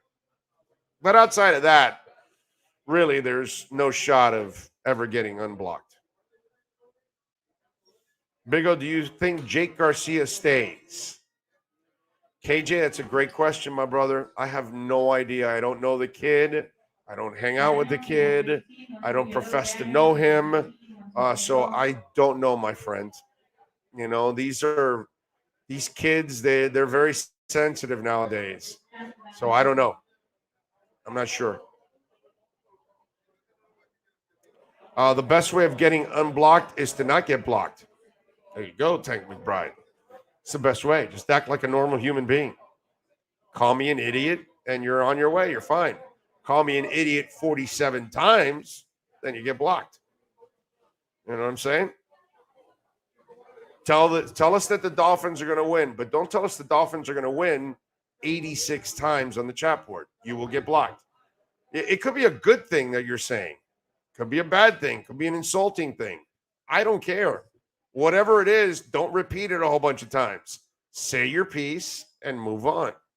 Everybody else does it. Hundreds and thousands of people go on this chat board and act like normal human beings, and they agree and disagree, which there's nothing wrong with that.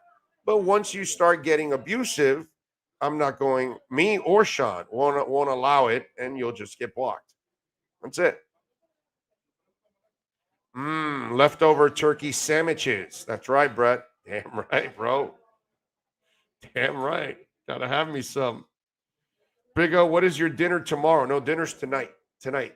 Yo soy Latino. Tonight. All right. It's for the Anglos and everybody else, it's tomorrow. For the Latins, it's tonight. And tonight we will have. I'm not exactly like, I can't tell you 100% because I haven't seen the spread. I haven't been home yet. But I would imagine we're going to have some lechon. We'll have a little turkey. It's my choosing because I tell them always to make. I love turkey, bro. I love turkey. I'm a big turkey guy. I love turkey. It's so good. So obviously I'll eat a lot of lechon, but I'm going to have a little turkey. And then obviously rice, beans, maludos, yuca, which I don't like, but everybody else does. I'm the only idiot that doesn't eat yuca, which I'm sure there's a bunch of Latin people watching going, he doesn't eat yuca? Well, what the hell's wrong with him? You know what I mean? But that's just, what can I tell you? The old lady will make for me specifically boniato because I love boniato. What else will there be on the agenda? There'll be some Cuban bread sliced up into slices, so you can take a piece and butter it up and all that good stuff.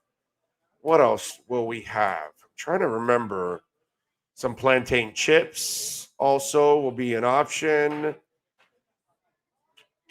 trying to think of. They'll have some flan, which I don't eat. Yes, I don't have flan either. I don't like flan. What else?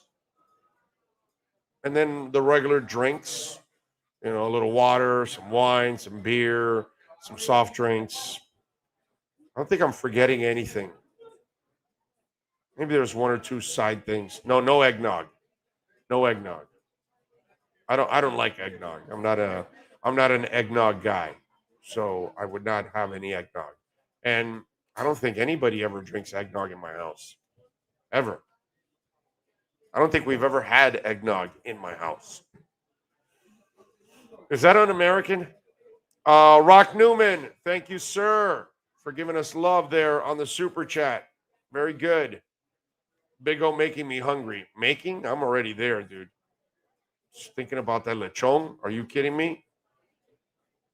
Gotta do it. Prime rib was $5.99 a pound always for Christmas. Prime rib is good. We don't have any prime rib for tonight. But I will say this.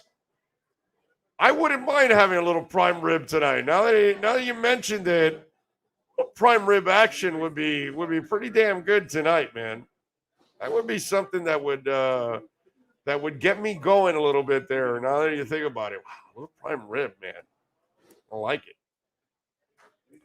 Big O, show that beautiful girl you showed earlier so I can give a toast while drinking my eggnog. Well, that's up to Sean. Sean would have to show the very talented Emily Sears. I don't know if he still has, oh, look at that. Look at that. Look at that. He had it quickly ready to go right there. That's it. Just enlarge that one picture of her in that bathing suit or that one. Not bad. She's got something on her leg there. Can I take it off? Can I just rub it off? Just want to rub it off a little bit there. Okay. Yep. For those of you just tuning in, this is Enos Cantor's new girlfriend, Emily Sears. She is a Carl's Jr. model. And as you know, if you've watched any Carl's Jr.'s commercials, every time they have a babe biting into a burger, she is a babe. I mean, an absolute, total smoke show babe. And Emily Sears is every bit of babe. And you listen, we all when I grow up, I want to be Enos Cantor. Okay? How about some rice pudding, Big O? Nope. I mean, I don't mind rice pudding, but I'm not. No rice pudding on the table today. Oh, I get no eggnog. What about coquito? No, we do get a little Cuban coffee. That I will get, a little Cuban coffee. No coquito. Un-American, no eggnog. What the F, Big O? Breaking my heart, dude. I'm sorry, Rock. Just never been much of an eggnog guy. I'm sorry. It's just one of those things that it's just never been, Send them to Krypton, Anthony says. By the way, Sean, thank you so much for those marvelous collage. There we go. That's the word I was looking for. Big O, I'm going into crypto. Please tell me the best app and how it works. Haven't you been listening to the show for months now? I talk about crypto all the time. Go to crypto.com. Open an account. Go to my Twitter page and scroll down the timeline. You'll run into a link there, and use that link to go to crypto.com and open an account. Open one up in OKCoin also, but do it on crypto first. And for those of you, again, I'm not a financial advisor. Okay. I just wish you would have, while there was a dip, I wish you guys would have, I've been telling you to take advantage of the dip. Now everything's gone up now. You know what I mean? So, again, I'll stick to the same plan I tell all of you out there to keep it nice and basic when you're starting.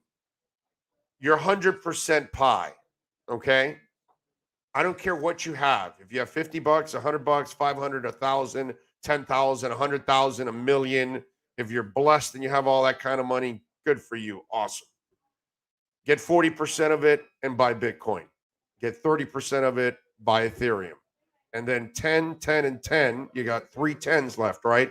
When you do the math, because 40 goes to Bitcoin, 30 goes to Ethereum, 70% of your pie is taken up. The next 10%, break it up. VeChain is still a really good bargain right now. Get 10% in VeChain, get 10% in Cardano, and get 10% in Polkadot, okay? Or 10% in Polygon if you want, even though Polygon has gone up a lot. But something along those lines, those kind of coins, split it up, those 10%, but keep the rest basic so you can watch it grow, and then you can start to learn from there. Okay? That's what I would do. Or 10% into Phantom if you want. Phantom is on the climb now, and it's pretty affordable. 10% into Sandbox. That's in the metaverse. Something like that. Okay? So do something like that. That'll get you a nice little start. And those of you that did it in the last couple of weeks that I've told you, where's your money now? How much has it grown since if you did it when I told you, what I told you to break down a week ago, 2 weeks ago, 3 weeks ago, where are you at now? You're all making money. Every one of you, because all of them have gone up. So there you go. All right. Big O, it looks to me like a new wave of QBs are primed to take over the NFL. Tua, Herbert, Hurts, Mac Jones, and Burrow. Do you agree? Yeah, no, I think there's a new wave of young QBs developing. There's no doubt about that. Yes.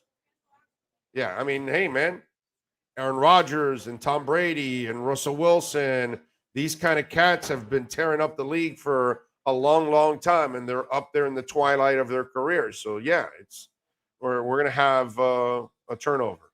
Shock TV says, I have Coinbase. Get out of Coinbase. All right. Move whatever you have on Coinbase to crypto.com. Move it over to OKCoin. They both have better staking opportunities. So whatever you buy on your Bitcoin, you stake it. And you stake your Ethereum. And you earn interest on all of that. All right. That's what you do, man. That's how you do it. You stake and you earn. So you earn two ways. You earn interest and you earn in value of your coin. Like, I'll give you an example. I staked a bunch of Polygon I had the other day, right? On the 20th. Today's the 24th, correct? Okay. I have right now $30.71 that has come in 4 days from Polygon. So when my next group of Polygon comes unstaked, I then grab this $30.71 and add it to that and restake it. So I'm adding more money and I'm putting more money in every single time. And money comes in every day from the money that from the stuff that I'm staking. Bitcoin will come in every day. Ethereum will come in every day. VeChain will come in every day. And then when my VeChain gets unstaked, whatever that has come in interest, I throw it on top of that and I restake it again. So I'm as I restake, I keep restaking more and more, which then gains more and more interest on the way back. So your coin. So while people were complaining about Cardano, which Cardano has been trading sideways for a while, Bitcoin's been trading sideways for a while. That's fine. I'm making money either way. Okay, so it's trading sideways. It's not going up in value, but meanwhile, I'm getting interest. It's coming in.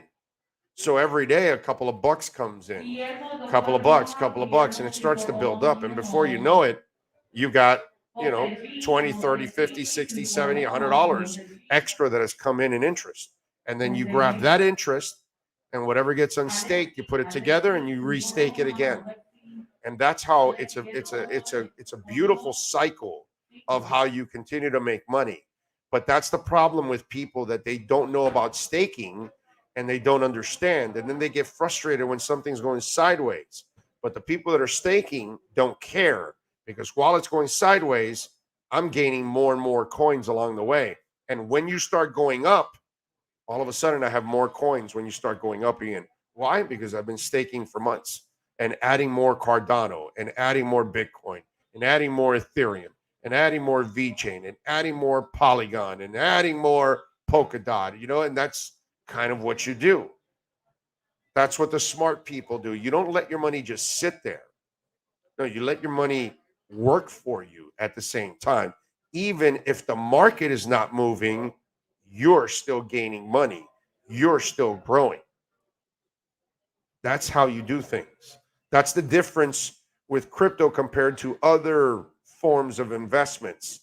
You have multiple ways where you can make your crypto work for you and then make you extra money along the way. So there you go. Big O, did you start investing with traditional vehicles like GICs or mutual funds before moving into crypto? I did a little stocks. But I was doing all right actually in stocks, but I was intimidated by crypto because I didn't know enough about it. And then once I learned and once I understood it and once I realized, like, well, wait a minute, this is where we're going. This is what this is what our lives are going to be. Let me get on this train right now.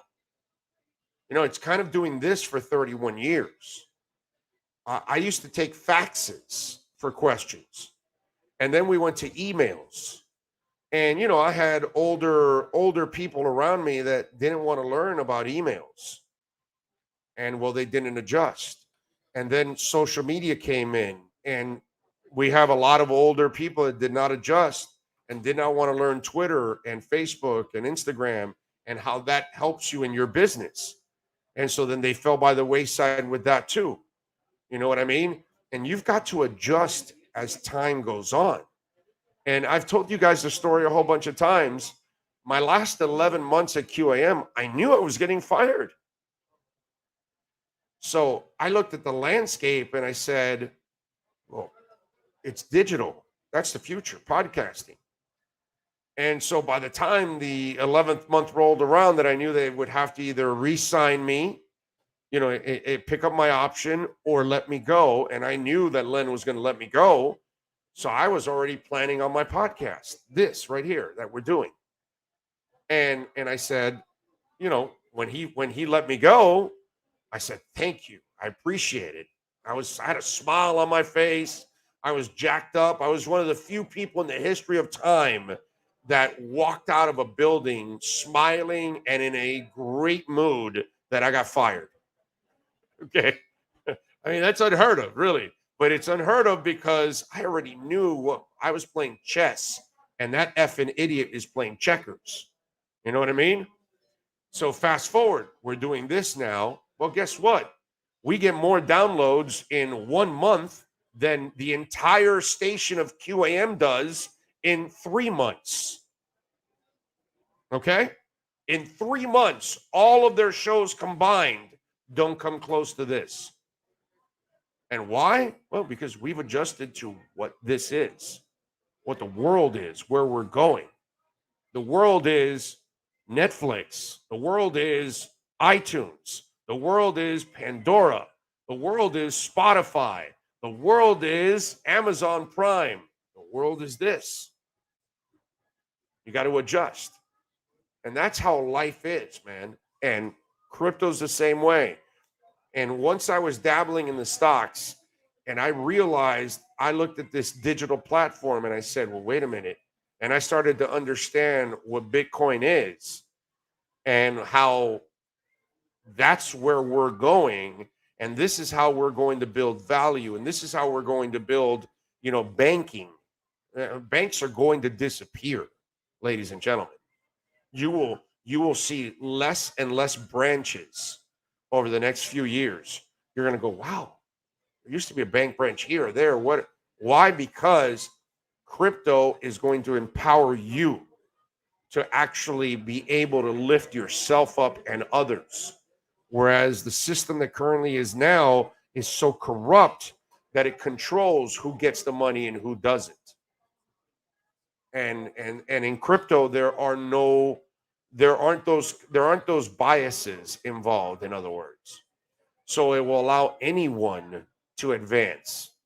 And you won't be judged by your sex, sexual orientation, nationality, color. None of that kind of stuff is going to take place like it does now. So that's where I started with traditional stuff, but I realized, just like I have many times in this business for 31 years, I saw what was next and what you have to adjust to. And crypto, if you're in investing and you're not learning about crypto, you are killing yourself and in your investments because you're not learning how to maximize your investments for the future. So I hope a lot of you start actually doing your homework and figuring it out and learn how to twist it into your favor. One of the guys that I'm most proud of is Keith Sims. Keith Sims is a guy that, man, you don't need to tell him too much, and he just goes off on his own and does his homework and has taking advantage of this thing. You know what I mean? And, when I talk to a lot of people about it, it's, a little toe in the water and it takes them a little time to kind of try to figure it out. Keith went full board, bro. He has taken, God bless him. He's taking advantage of it, that he is maximizing it. And that's what I think a lot of you have. So many of you have an opportunity right now to build a better future for yourself, for your family, all of that, if you learn how to take advantage of this. Because the money you have sitting in the bank is not even working for you at 1% compared to what it could be doing in crypto. You're missing 99% of what you can be doing with that money and making way more money. But, these are things that you guys are going to have to actually figure out on your own. Dana says, Big O running along today, must be a dog in the house with the wife. No, just, me. Sometimes I could just talk and talk and talk, and I don't need like regular radio host. Sometimes it's funny because I drive around and then I'm listening to a radio host, and all they got to do is fill 8 or 9 minutes or 10 minutes of a segment and then go to a break for 5 or 6 minutes. And I see them struggling. And sometimes it's 2 or 3 hosts in one studio, and they're struggling on what to talk about. And I'm driving there, I'm going, did you guys prepare? You guys don't have other subjects to talk about and all that kind of stuff? And it's just weird. Like, I will leave and, I didn't talk about the Albert Breer story, talk about the Browns being maybe contenders for Deshaun Watson, Dead and Company playing at the Sand Festival. They're live streaming. I didn't get into that. There's stories that I'm going to leave on the table today because I'm already 3.5 hours into this show. You know what I mean? But it's just, it's funny to me to see people do simple things like radio where you only have to talk maybe 30 minutes because the other 30 minutes are all commercials and traffic reports and all those kind of things. You know what I mean? It's the easiest thing to do radio. And I see people struggle in radio because they can't come up with things to talk about. And they're looking at each other like, oh, it's a slow day. Slow day, dude. You only have to figure out 30 minutes in an hour. For us on this show, we got to talk about 54 minutes in an hour. Maybe there's about 6 minutes in an hour of a break. It's crazy. Maybe 6 minutes. Maybe I got to do like 55 or 56 sometimes. Billy Batson says the central bankers will ban crypto for the greater good of banks. No, they won't, my brother. You can't ban crypto. There's no banning of crypto, Billy. It's out there. It's done. There's no banning. There's no nothing. They're done. And the banks aren't going to be in control. You're going to be in control. You need to read, Billy, a lot more so you can learn on what's going on. They can't stop this train. This train's not going to get stopped at all. Okay? They can add some regulations to it, which I want them to, because I want to make sure that all the companies that are involved, just like in the stock market, you want to make sure that they're legitimate. That I don't have problems with some regulation is going to happen, but this is the inevitable, Billy. Okay? That's what people don't understand. Okay? This is going to be the currency of the world. Yes, currencies around the world are in trouble. They are being threatened by crypto, but they should be. And we actually should have a currency for the world because we have way too many countries that have too many corrupt governments and their monies aren't safe. So it's better to have an overall currency for the world, and Bitcoin will be that. So it's already there. It's already in place. It's going to happen whether banks want it or not, period. And one thing you should not want as an American is this banking system to stay in place because all they're doing is ripping us all off. It's a disgrace what goes on with the banking system in this country. That needs to stop. That's for sure. New York City Sports says, great show as always, Big O, this week and next week. Sports radio is filled with fill-in hosts who are terrible. Well, thank you, my friend. I appreciate that, but we will be here. We're not going anywhere. We will be here, and we'll be here next week. Regular week for us. We'll work all the way through to the 31st like normal, and then we'll be off on the weekends, okay? Sean and I aren't afraid of work. That's for damn sure. All right, Big O, if they cancel or move the game Monday, what do we do? Christmas will be ruined. I'm really looking forward to this game. I'm old.